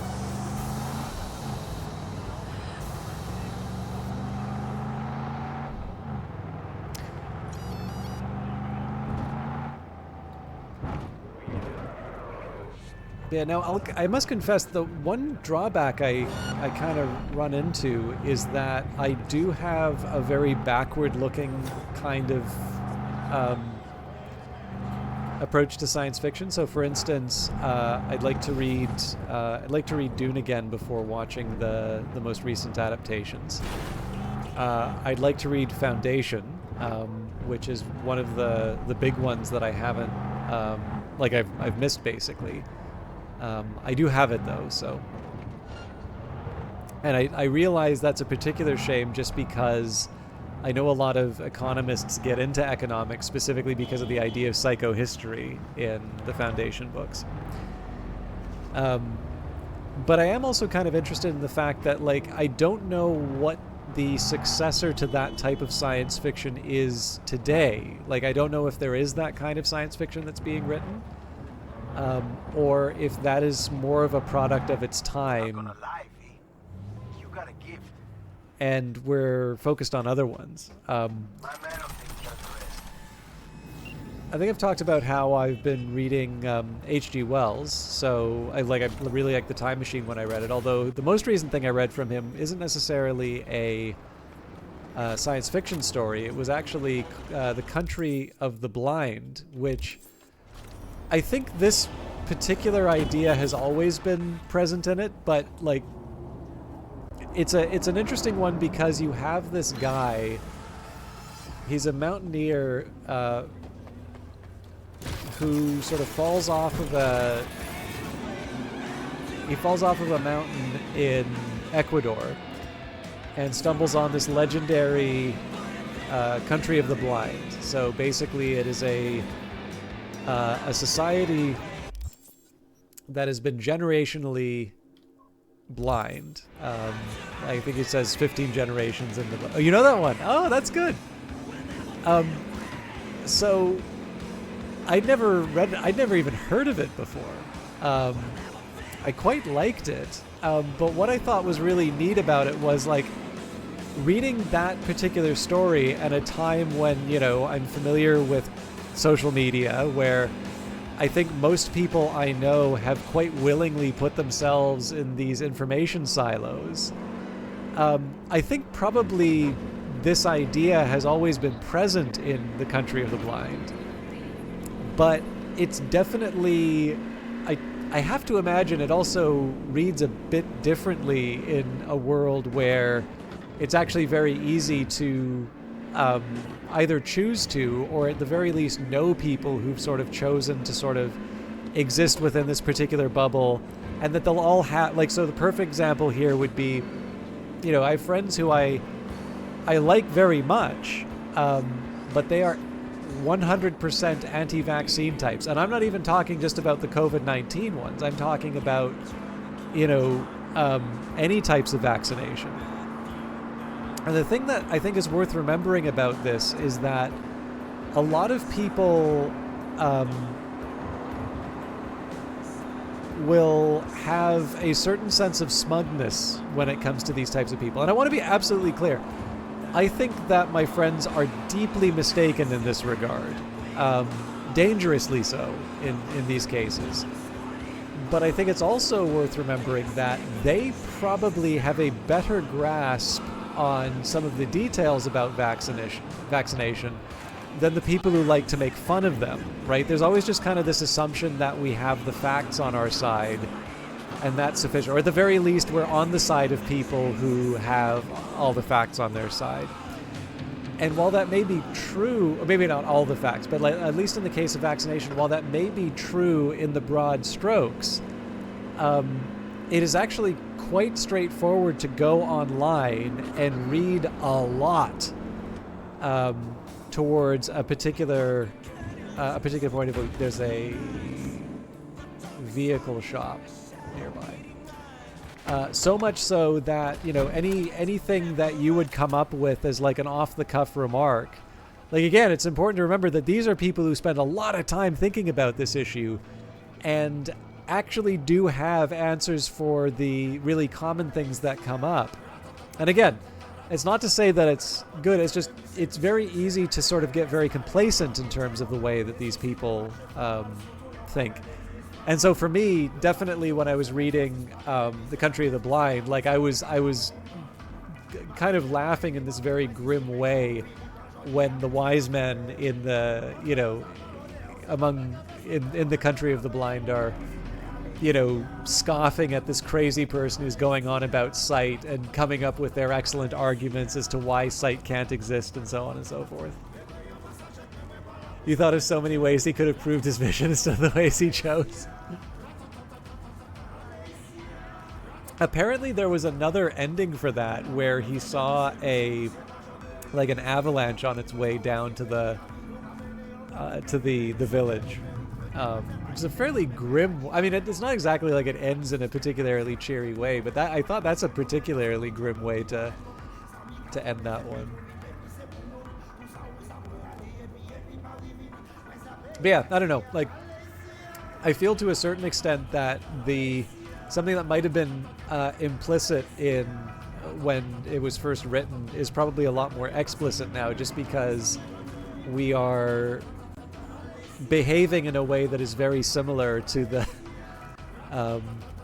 society depicted in The Country of the Blind. Or maybe I'm just, you know, bringing my own baggage into it, but it was enjoyable. I've really liked. I don't tend to read a lot of short stories until recently, so I feel like I'm in good hands with H.G. Wells. I think I might be able to. Oh no, I can't afford another one because I don't have the discount. Although I might be able to buy one of the less expensive ones.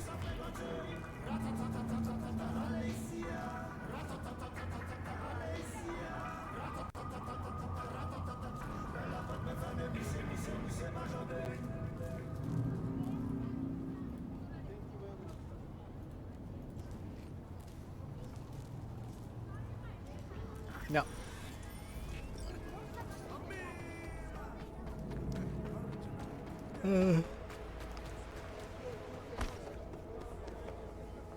Hitchhiker's Guide to the Galaxy remains a favorite for sure. Oh, Hey, I got the encryption key for Karen Exotics. Nice work. One other thing. You need new chrome. An implant that accommodates behavioral imprints. I'm sending you deets for a clinic. The doc will be expecting you. Just tell the Ripper you know she collects unification war trinkets. She know you came with my blessing. Weird smell, huh? I'm still meeting Alex.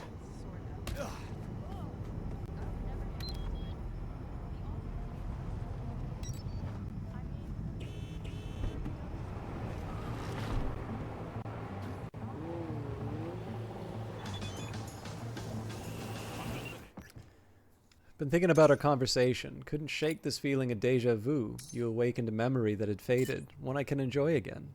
Memory of what? Another conversation I had once with a close friend. Honest, real, no ulterior motives. V, after all these years with the agency, questioning every word, every gesture, every twitch, always looking over my shoulder. Do you know what that's like? Unfortunately, I do. Guessed as much.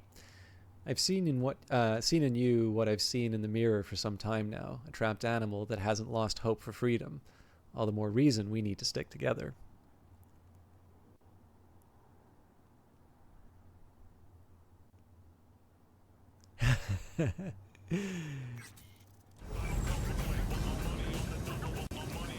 Yeah, I think I have the omnibus with 5 in it. I've never heard it called that, though. That's a very charming name. So one of the things that was very funny about Hitchhikers for me, so first of all, like, I just picked it up having no idea what it was, and I have never more just easily and directly fallen in love with a book before. Like, that was just the perfect book for me at the time. But I was also very introverted at the time, and I would even, I talk a lot, like, excessively so in most cases, and not just as a streaming thing. In person, I definitely talk too much. But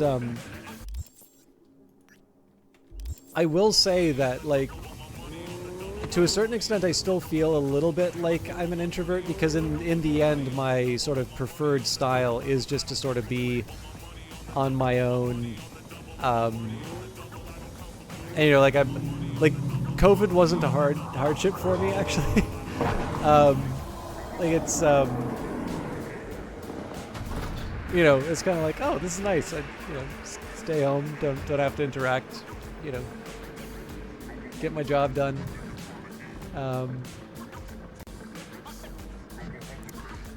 But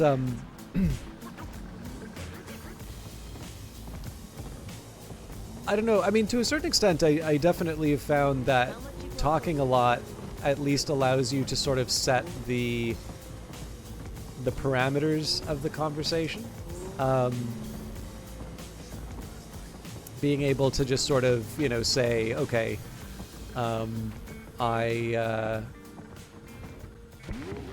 This is Kurt Hansen. you know, you don't want to monopolize a conversation, but, you know, you're able to sort of steer it as opposed to have a conversation be something that happens to you. But I will say, like, there was definitely a time when I was I had difficulty looking anywhere but at my shoes, frankly. And seeing the character Zaphod and just how completely, like, larger than life and so self-absorbed, really. Just realizing that there were characters that were like that and that you could in fact be like that. I'm not entirely sure I want to become Zaphod, but that definitely sort of pushed me down a bit of a weird path to being a little bit more open. Hey, you made it. I'm not entirely sure Got be a more head start. A drink to calm the nerves. not entirely sure be more like Zaphod is good life advice, though. So the Moth drink menu: Broseph, ice cold for workin' folk; bourbon to take the edge off after a long day; rye whiskey, add some spice to your life; Nicola, if the rye whiskey was a mistake; vodka, if the Nicola was an even bigger mistake; and Moth cocktail, the house special.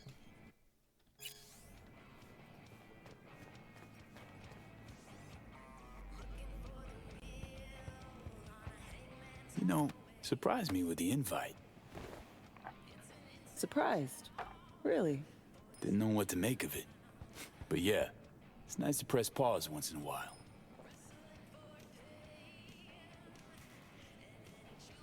I wrote you because I needed someone to talk to. Someone outside the firm. And not some total rando. To take my mind off the mission, not worry about being someone else for a millisec. Hope that makes sense. Okay, so, what you want to talk about? I mean, it's not like I have an agenda typed up. I just want to be a normal fucking person for a little bit. Myself, specifically. Just me. Just Alex.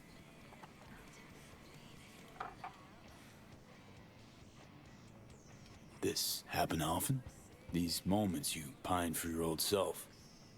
Lately, all the time. But I know the old me is long gone. I'm a different person now. Somewhere under all these masks.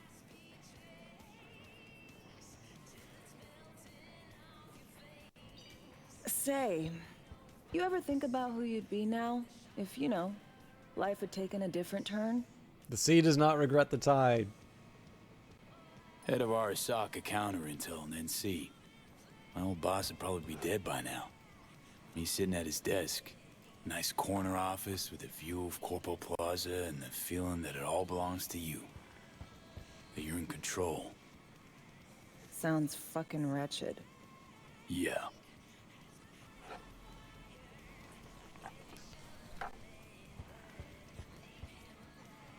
Okay, now you.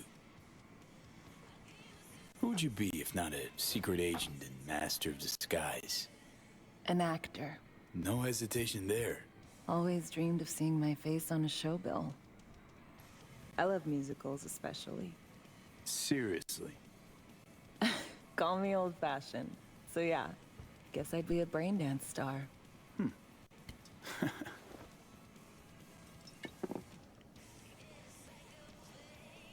I have often walked down this street before.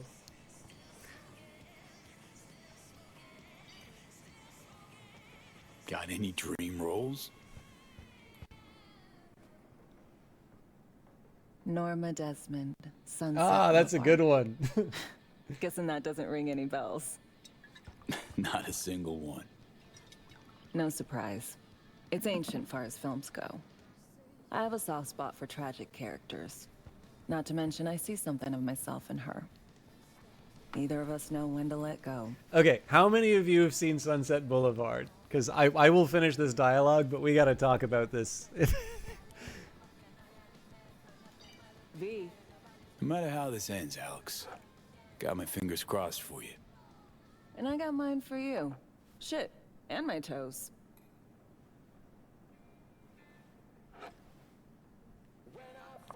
Ooh, I love this song.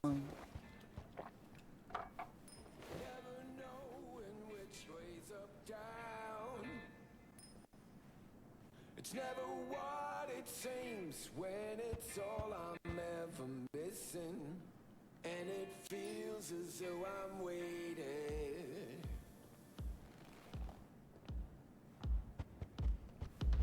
And I don't need no head in my hands to know I'm ever heading way south. I think I'll find it all. Don't do this often, I'm guessing. Bustin' moves? Can't say I do. What gave it away? Wasn't thinking of dancing, but never mind.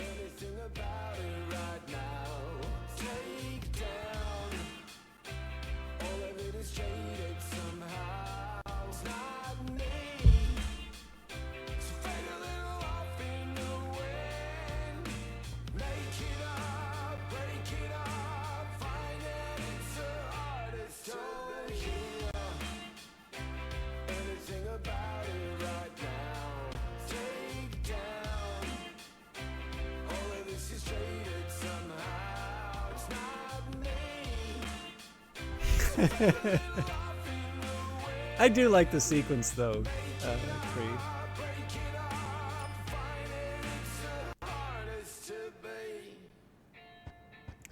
I haven't seen all of it, but I do quite like the series. I may actually need to wait a little bit. We'll see you on BD posters in no time. I know it. First, retirement.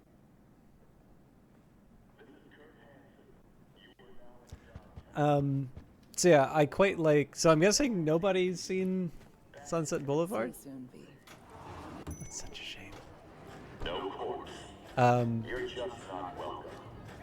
Rule 3, my people keep the peace in the district. All right, we're gonna.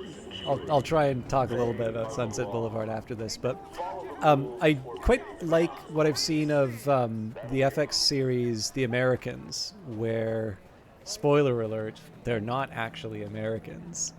It's kind of a story. It takes place around, I think, the early 80s. Basically, it's the story of a couple of KGB agents who are they've taken the identities of Americans, live as Americans, you know.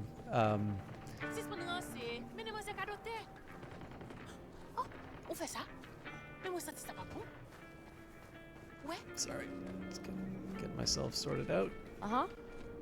Où espérer se nan tèt mwen sa e?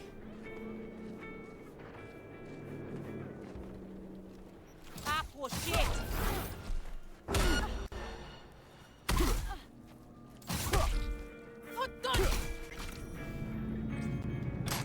Tried to be nice about it.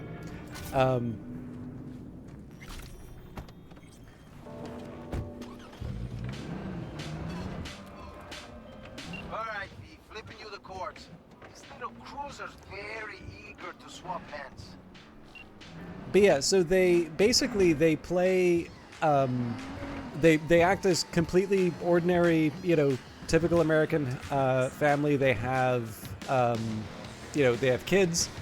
There's this kind of neat, the series actually does kind of this neat thing where it sort of takes the, like, what are mom and dad really up to, sort of, you know, like it takes. Client's got a strict deadline. Seems he's on his way out at NC. Need you to down the skeleton. It takes a lot of sort of ordinary sort of domestic drama stuff, but it puts it in the layer of them being KGB agents, you know, working undercover in the United States. Sacre bleu.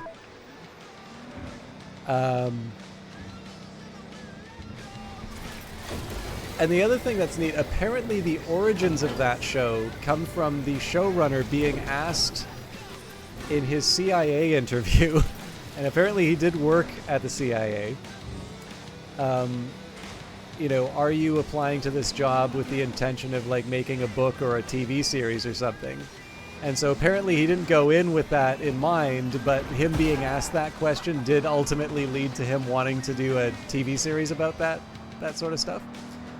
And I think it's a pretty good one because it seems to follow a little bit more of sort of the Jean Le Carré sort of model, where it's not like, it's not James Bond, right? It's a lot more about these people effectively getting other people to do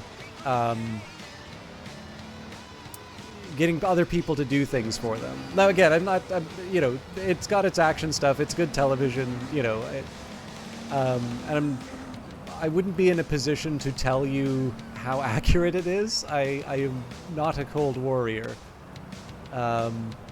I'll leave that to my dad, who I think is maybe just kind of sad the Berlin Wall fell, because he really likes talking about how terrible the USSR was, despite only visiting when Gorbachev was in. Anyway.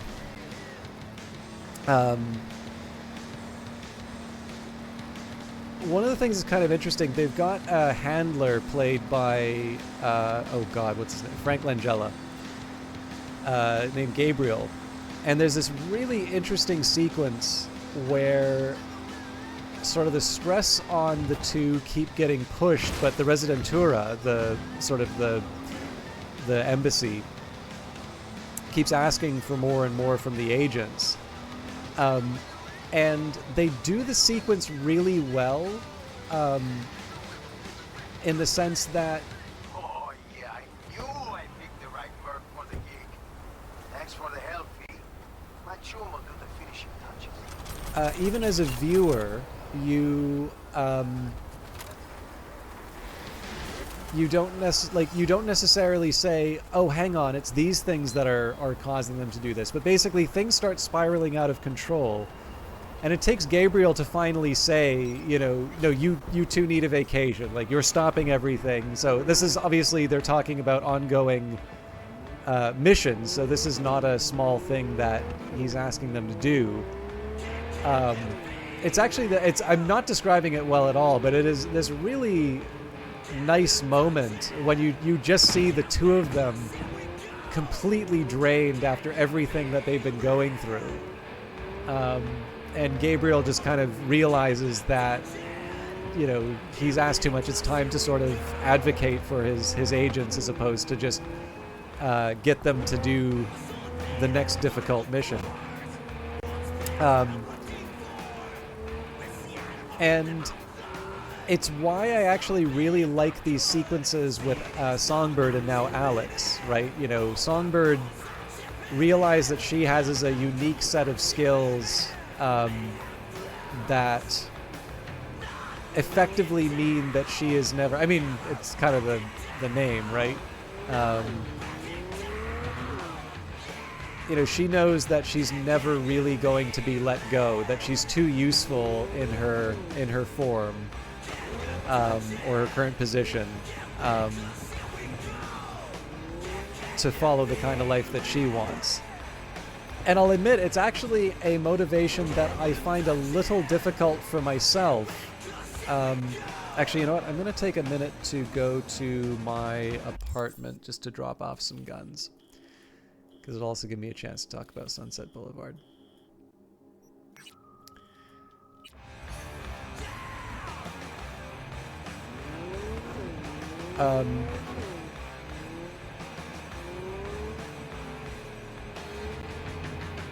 I did have a couple of job options before I moved out to Ottawa, and I'll confess I do miss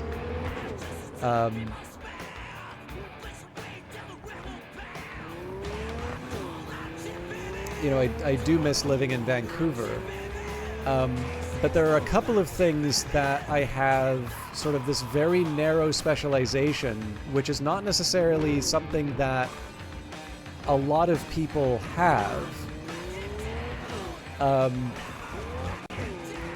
And I can definitely say that working at something that I am good at, and ideally when possible. I mean, I know a few of you know that probably my previous job wasn't the most satisfying, but if you can do something that you think is worthwhile, and obviously that's a personal thing, right? So there are some game developers who could not imagine doing anything else, and then there are some people, some may even be game developers, who feel that effectively all that games are these little addiction boxes that we're making, that are preventing people from realizing their own potential.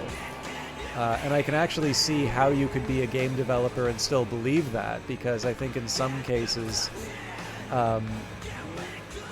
you know, I can see how someone might think that computers are made for making games, not playing games.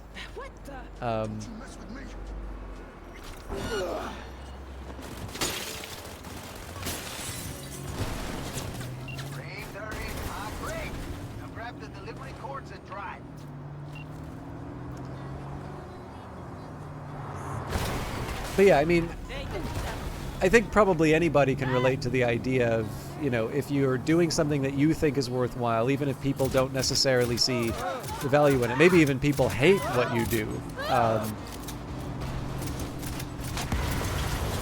Well, that's probably not good for the sale value, but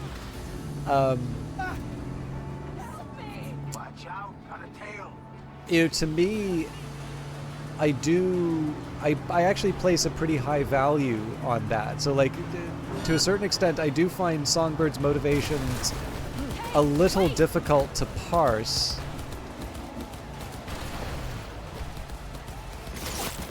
call you back. Oop,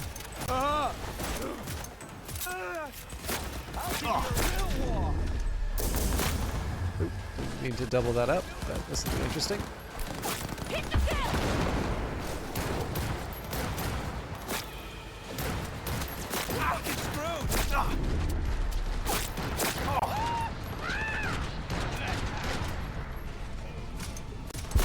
Damn it!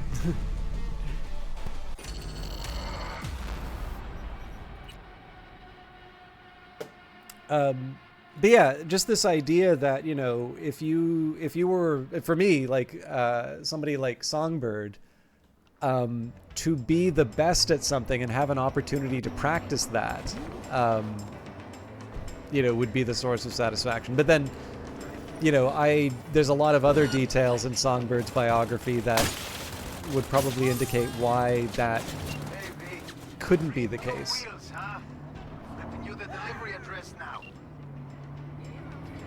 But then you get to Alex, who sort of feels that she was sort of left to languish in Dogtown for such a long time. And again, she has her own aspirations. Oh, interesting. I wonder if I won't be pursued this time. Both of those sequences... Oh, Jesus, I'm going the wrong way. Both of those sequences do kind of remind me a little bit of that, The Americans sequence, where you have sort of these people who have been pushed about as far as they can bear. And, you know, their ability to fulfill the mission does actually really depend on... Hello, Locus. Well, I'm doing... I hope you enjoy whatever ad you see. And I hope you get to see a little bit of the... Enjoy a bit of the show, at least.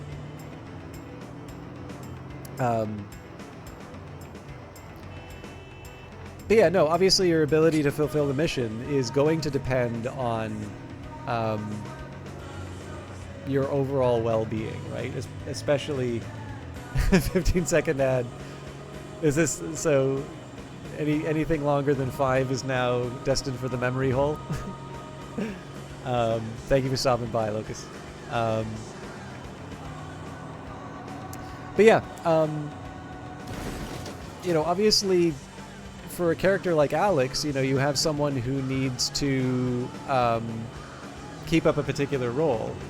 For someone like Songbird, you know, this is somebody who needs to make good split-second judgments, right? You can just imagine some of the different ways that I've messed up the hacking minigame in this.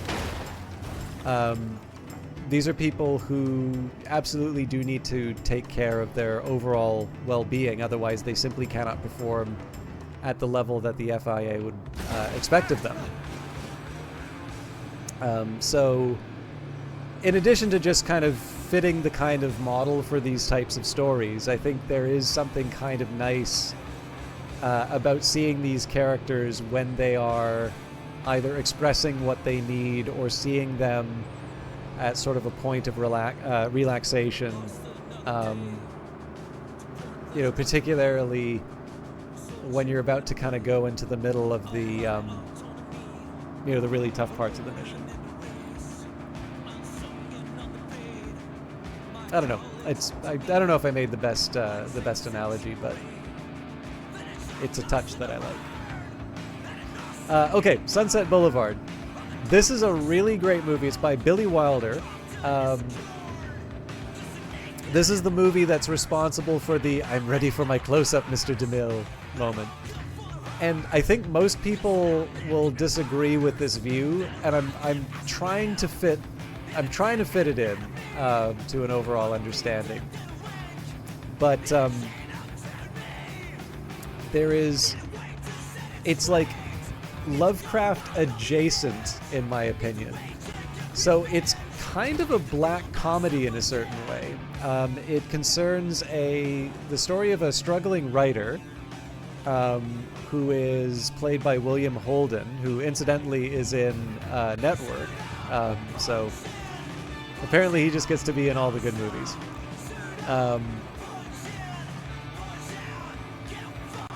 But essentially to try and dodge some debt collectors, he sneaks into what seems like an abandoned mansion, but it turns out that this is actually the home of a former silent movie star, Norma Desmond. You got a gift. And My man will take care of the rest. okay. Where's my car? Oh, there it is.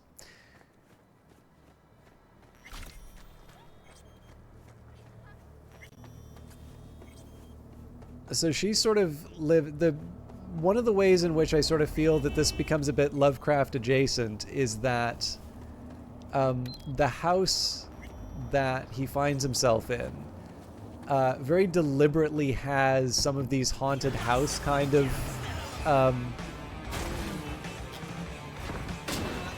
feelings. So like there's an old pipe organ that the butler plays, and he kind of describes how like when the wind comes through, it kind of makes these creepy sounds, and it's definitely, you can sort of see how there's almost this ghost element to it because it exists a little bit outside of time. Norma Desmond has not really been able to she's not quite been able to reconcile this idea that her career is basically over. She still lives as this glamorous movie star, and has the wealth to do so. Kind of lives this very sheltered existence. And there's actually also the figures known as the Waxwork. So these are some former silent stars, and it is actually some stars from the silent era. So I think Buster Keaton's one of the Waxworks figures who comes in to play cards with Norma Desmond. But basically, she brings in this writer character to write her great return to the screen, Salome. And he kind of winds up being this... this is actually one part that makes the movie a little difficult to follow for a modern audience. Like, it's suggested that it's this kind of point of great shame that he's kind of having his way paid by this older woman, as opposed to being a bit more self-reliant. I imagine that today that probably doesn't quite hit the same way that it might have at the time that it was made. But in any case, there's definitely this, I think, very deliberate, almost kind of haunted house quality to it. But more importantly, there's this interesting idea of forbidden knowledge that's sort of brought into the story. So there's very obviously this effort not to let Norma Desmond know that her star has sort of faded. Because this does seem to be the kind of knowledge. I'm trying not to give too much away in terms of the plot for those of you that maybe want to enjoy the experience, but there definitely seems to be this idea that there's some parts of her stardom that she can't know because that knowledge is too terrible and crushing to actually be for it to be decent or right to mention it. And then, of course, as you might imagine, at the end is sort of resolving that particular challenge. But again, I would say that probably the best way to frame it would be, if you argue it's a Lovecraftian film, it's essentially to provoke and to get people thinking why they object to that statement. Of course, the problem is people just tend not to think. People just tend to reject, which is beyond frustrating, but there you have it. But I do think there's an argument to be said that it's Lovecraft adjacent, just because it really does seem to hit on a lot of the ideas that are just sort of lying under the surface of a lot of Lovecraft. Again, that forbidden knowledge and the strange houses, places out of time, and so on and so forth. And again, it is written as a kind of a dark comedy, but it's one of these movies that's regarded as a genuine classic. It very often shows up on sort of best of all time sort of lists. And while I don't think I've done a good job of selling it, I do think they resolve it very well. And if nothing else, so you can understand Alex's motivations to become Norma Desmond. I don't know, maybe Cyberpunk is compelling enough for you to check out that old movie.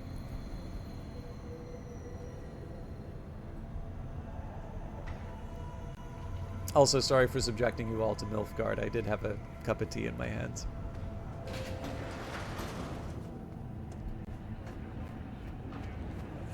Oh, that's good to hear, Locus. I mean, it should be... I don't know if it's on streaming services, but that's one that you almost certainly should be able to see at the library.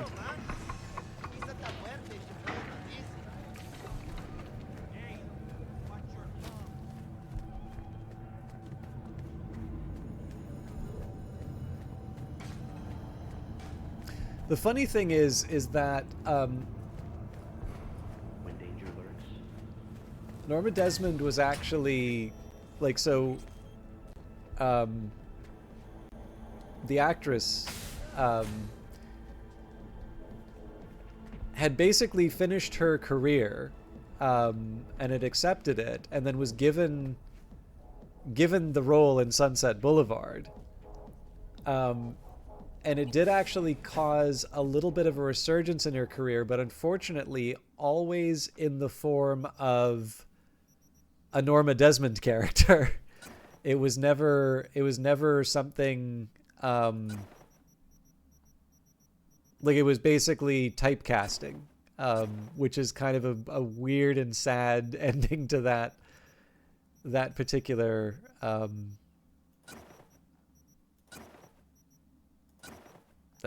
tale. Where we're going, we don't need streaming services. I bought a DVD for the first time in, like, I don't know, a long time. So I wanted to see. I've only ever really heard of Aeon Flux, the animation. I've seen like clips of it, but I've never like really seen the whole series. And I do know that there was a collected edition that they did do at some point. But so far as I can tell, I don't think they ever did a Blu-ray of it. I think it was just a DVD. So I went on eBay and picked up. Yeah, I mean, I only did it purely because I think there might be a streaming service for it, but like I don't exactly want, like, I don't want to rent it. I want to have something that I can watch and reference.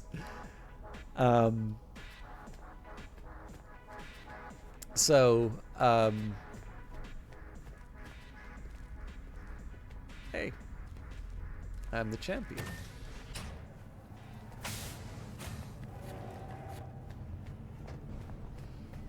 But yeah, I used to have a lot more physical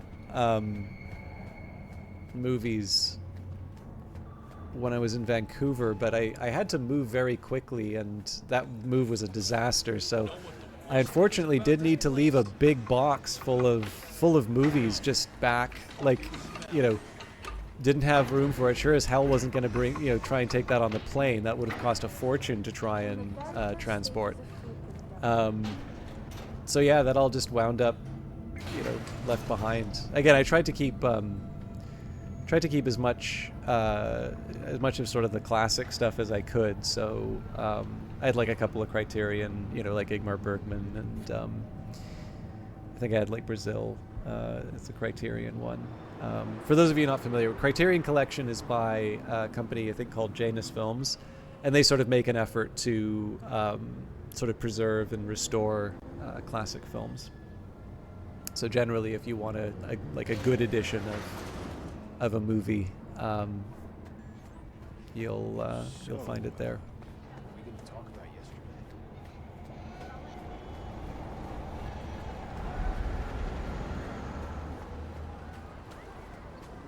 I mean, I know that is a big thing for a lot of people. That's never been like a major, that's never been a major motivator for me, in terms of like having a physical, like, so I have the option to buy physical versions of a number of games, but I do actually find it quite convenient to have a digitized version. Like, so for the Switch, for instance, I think most of the stuff that I own on Switch is a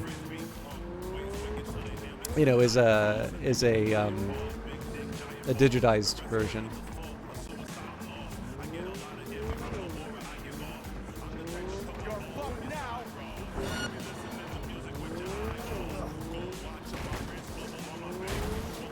Not like this!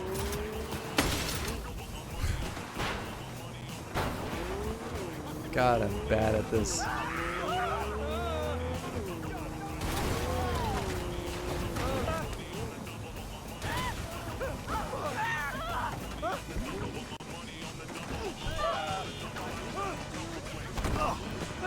Maniacs!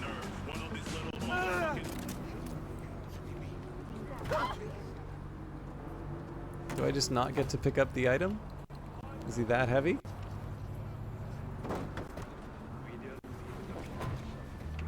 Someone shoot him before it's too late! Real beauty, isn't she? Grab the cords to my drop spot and fly. Yeah, I don't know. Like, I can see the merits one way or the other, but my revealed preferences definitely are that Clocks are ticking. Time waits for no chew. I'm fine with streaming.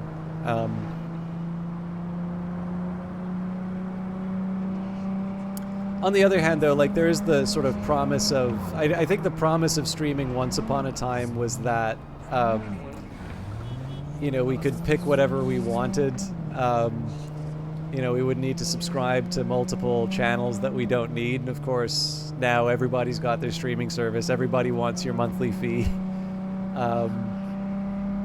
It's why you know, if you ask me about Apple TV Plus stuff, I can usually talk about that because I already had so many of the individual Apple services that I just went for sort of the ultimate plan. I'm actually very happy with it. But what that means is because I have access to that, and of course my own little collection of movies, and the library, like, this is one thing that I think probably doesn't get enough credit. Libraries are very good for, you know, having some of that old stuff that maybe hasn't found its way to a streaming service, or may not be on a service that you can access on your own.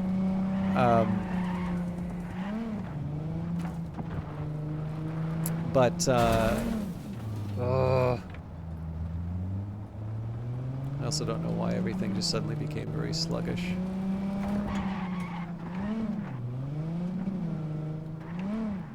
Especially because I'm only at 75% utilization on the card. Let me see if the map trick fixes that.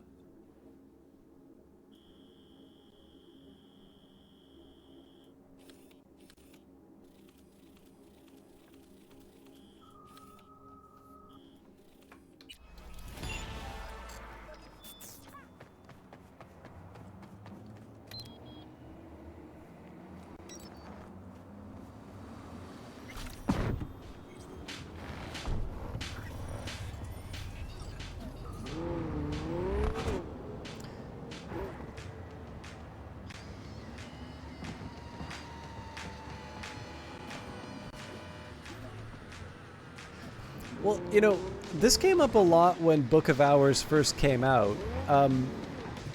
You know, people were expressing surprise at the system requirements, but the thing to remember about it is that, so first of all, it's still a two-person team plus contractors. But, like, you look at the size of Hush House, You look at the fact that there are so many items in Hush House, and that they need to be rendered in such a way that, you know, you have, you know, if you zoom in very close, you need to be able to recognize what they are, while simultaneously, if you are very zoomed out, you need to be able to, you know, interact with them. And that the player can zoom in and zoom out at any part of the map at any time. That is actually quite demanding.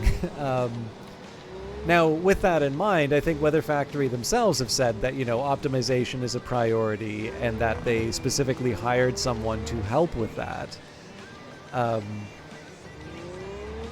But yeah, no, it's like, like, when you look at Book of Hours, it doesn't seem like it should take it shouldn't be, it feels like it shouldn't be as demanding as it is, but once you sort of realize what's involved in it, it's actually, in my opinion, rather impressive that they did it. I was a little concerned, actually, that it wouldn't be able to get a mobile version because of the higher demand. Now, obviously, mobile devices are much, much better than what I think the common conception of them is. But, you know, a Switch is still a Switch, right? Like, it's not, there's not unlimited computing power behind it. But so far as I can tell, there are mobile versions coming out, so...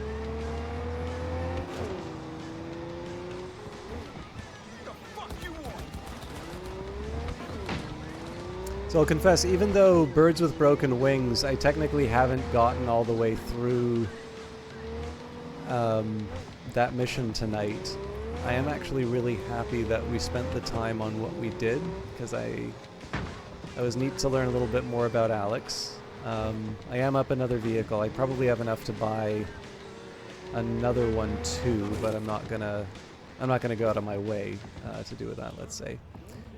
And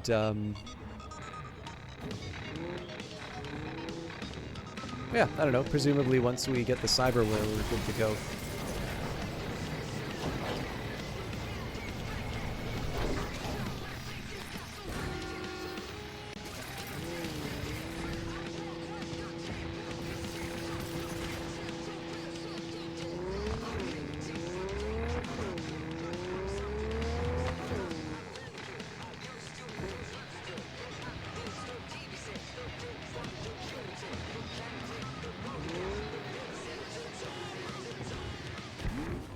Attention, this is good news, Dogtown.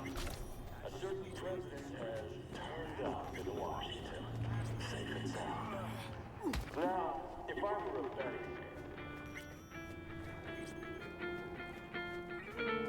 man... This is the only chord that everyone in Dogtown knows, or everyone in Night City knows.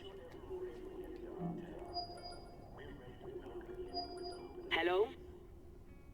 Hello? You Frida? Yes, and we're closed. Got something might interest you. I doubt it. Here you collect trinkets. Unification War era. Mm-hmm. Come in.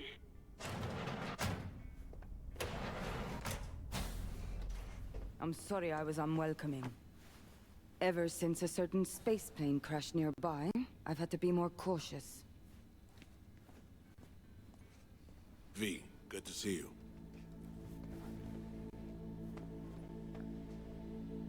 Not give me any breathing room, huh? Trust an issue? Just looking out. I'm here about Somi.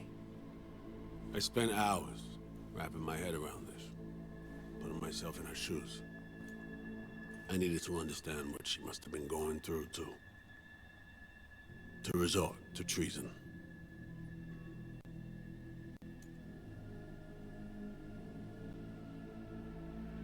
Basing your expectations on the woman you used to know, not on who she is today. Common denominators remain in place. She's trapped. Not just here and now, but going months back. Hell. Actually years. I blame Myers, the sore loser. Does her damnedest to avoid it. Songbird, the Black Wall, dirty tricks meant to give her a competitive edge. It's no wonder Somi doesn't trust anyone. Except maybe you. A little. Song should trust you, not me. That it? I can't say I really blame her. I can only blame myself. But could you have done anything differently?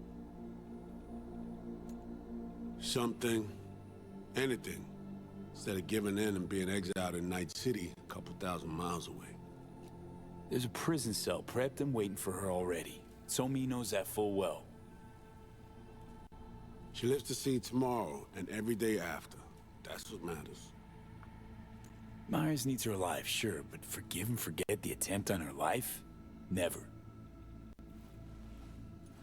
Myers might not forgive her, but doesn't mean I can. What you trying to sell me, Reed? Nothing. I'm merely trying to convince you. Okay. We break the chain Hansen wrapped around her neck. Then what? We stow away somewhere safe, ask some questions, establish some common ground. Once I get the answers I'm looking for, I'll personally help her disappear. From everyone, everywhere, including Myers. Want to ask you a few questions, huh? To understand her side. Got an idea already of what I'll hear. System broke her. Almost took her life. Like it did mine. As for me, well, my time's well past. But Somi's still worth saving. Spinning quite the yarn. Playing me. Fits the MO of someone who used to recruit spies for a living.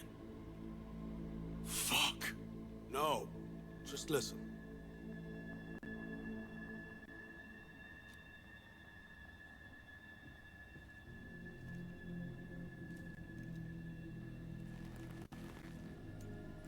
I got contacts in Europe. We'll find the best clinic, put you two back together, fix what's broken. Once we have your cure in hand. But I need to help Somi first. She's lost, and I'm concerned she doesn't know what she's doing. You don't trust her? What I don't trust is the shit from beyond the Black Wall and the attendant paranoia. Both in play here, I'm afraid. She has another plan in mind. I'm damn sure of it.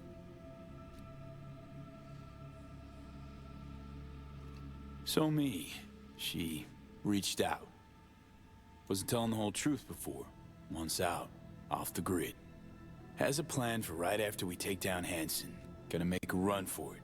Slip out of Night City. I thank you, V, for your candor. This means a lot to me. I have something for you. Our best minds in DC cooked it up. Icebreaker. Silver bullet against any fortified netrunner. Free to feed it into your system during surgery. Use that, and Somi will drop unconscious within a minute.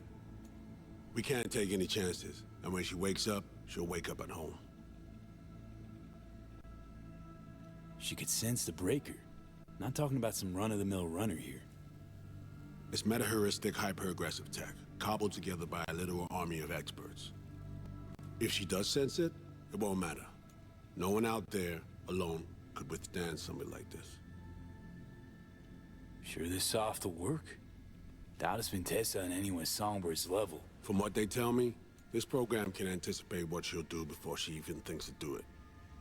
By the time you cut one thread, it's already found another. A precision-guided weapon designed to evade countermeasures. Okay. How do I use it?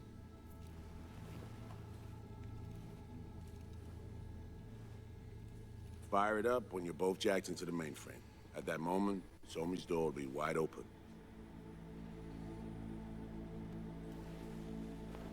Two of you could just, you know, sit down, talk it out. That's my aim, precisely. After you kidnap her. Not quite the same. We've come to a point where some options are simply off the table. Right now, we're focusing on saving your lives. Talking time will come later. It's time I was on my way. I leave you in Farida's able hands. So there is obviously a big problem in the fact that I gave Call me once you're done here. Solomon The sooner we begin, the sooner we finish. Okay, no time to lose. Tush, meet chair. obviously Okay. Anesthesia incoming. Don't worry, it's the good stuff. Relax and submit. An ID modding implant is complicated tech, true. But the procedure is surprisingly simple.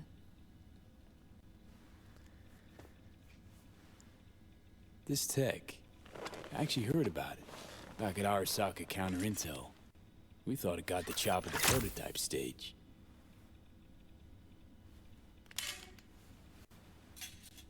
As you can see, it yet lives. Chatterbox. Okay. Anesthesia is taking hold.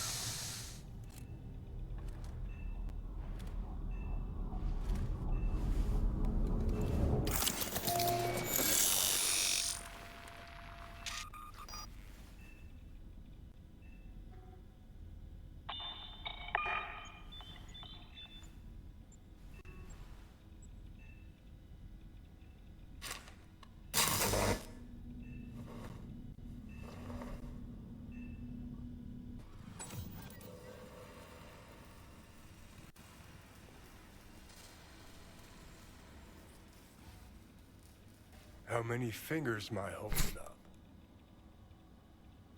Not now, Johnny. Fuck off, please. You missed me. Warms the cockles. Truly. So tell me, what's it feel like to be a traitor? Interesting way of saying undercover FIA agent. Shit, actually butt into this. They send you to a fancy party, stroke your ego, and now you're some kind of super spy? What's next? Fucking gold medal? Ticker tape parade? A statue? A national holiday? Kids home from school? What the fuck? But seriously, found yourself in a shit-tastic situation. Come on, got iron in your hand. Gotta put it to someone's head. Pull the trigger. The master spy and the agent unloosed. Tragedy, comedy, or both. Reed, I understand, but I don't get what you have against her. Let's just say I know where they're both coming from. Survival. It's her be-all and end-all. That and she's a walking, talking nuke. The kind that keeps making mistakes, never knowing which one's gonna set her off. And Reed? Bastard and me are one and the same. If I hadn't ghosted the army, I'd have become a Reed myself. Live and die by our principles. That's the tragedy, V. someone's gonna play victim to the other's good intentions. Try not to forget that when you're standing over that fucking overgrown neuro drive. Reader Songbird. What would you do in my shoes, Johnny? I am in your shoes, dumbass. For every gonk choice you make. But I can't do dick. But honest to God, V, not fucking around? I don't know. Got no goddamn clue. All done. The facial morph implant is online. Now all you need is a behavioral imprint. And do me a favor. Don't tell me what you need this for. Might pop by if I need anything else. I can't wait. So I gotta wrap up reasonably soon. Let's get out of the... Okay, cool. I can call Reed on my own time. But yeah, the big problem in terms of how I would probably play this myself is telling Reed what Songbird's plan is allows him to prepare. So if I want to side with Songbird, I've just given him enough to help stop that plan. The other thing to remember is that our real introduction to Reed was the two people who helped Myers were dealt with, right? You know, Myers promised something, but Reed delivered something else, presumably at Myers' direction, or at the very least, Myers didn't have a problem with that. And so, while I'm sure there is genuine frustration in the fact that I, say that he is a liar, it's very hard to shake that he is not the most trustworthy person in terms of this idea of sort of capturing Somi, putting her in his power, and then having a talk, right? That's a very different kind of proposition. I'm actually not quite sure which side I'm going to go with, and it's kind of everybody who plays an RPG nowadays, like, goes to a wiki to see the consequences for decisions, and I'm really trying to avoid to do that in this one, but I'm actually not 100% sure where I want to go with it. If I'm honest, there is absolutely a side of me as a person, I think I'm a little bit more in line with Reed, simply because I do tend to, I'm very much a deal is a deal kind of person. If I've committed to do something, I'll sort of see that through to the end. And the real goal is to make sure that I don't align myself with things that are unworthy of that loyalty. But on the other hand, particularly with a few features of this character, which I haven't necessarily talked about and made explicit, because I actually think it's just kind of fun to have character revealed through actions as opposed to necessarily talking about what your plans for it are. But I think there are some specifics in terms of this character that I've made as to why specifically they would not want a condition under which Somi is in the power of the NUSA. So I don't know. Something to sort out in a future episode. Thank you everybody for watching. We did make it for the full 3 hours, and I thought Prosciutto Fist might still be streaming, but actually looks like she just finished. Drat. But we have Outworld doing Sega arcade games, so we are going to host that, gentlemen. So Outworld was recently doing Shogun 2, Total War, or Total War Shogun 2. Looks like he's used to be almost entirely Mortal Kombat speedrunner, but it looks like he is actually playing just some general... looks like he's just playing some general Sega games right now. Either way, he's definitely a good retro streamer, Australian-based, so probably somebody who will be around a bit longer. And oh, Cree, you're still here. Thank you. I thought you might have gotten going on your own stuff. Thank you all for hanging out. For those of you looking for your reading list, so we talked about the V for Vendetta comic, A Scanner Darkly by Philip K. Dick, and in terms of a rental, Sunset Boulevard. Unless you are Tikri, in which case I will recommend A Scanner Darkly. Actually, for all of you, I'll recommend Scanner Darkly, the adaptation. But Cree in particular, because I know she likes Waking Life. For the rest of you, if you haven't seen Waking Life, then A Scanner Darkly. Anyways, enjoy Outworld stream. I will be back most likely Monday, probably for some more Dead Space. And then for those of you who are here for Cyberpunk, that will be next week. But until then, see you in the next one.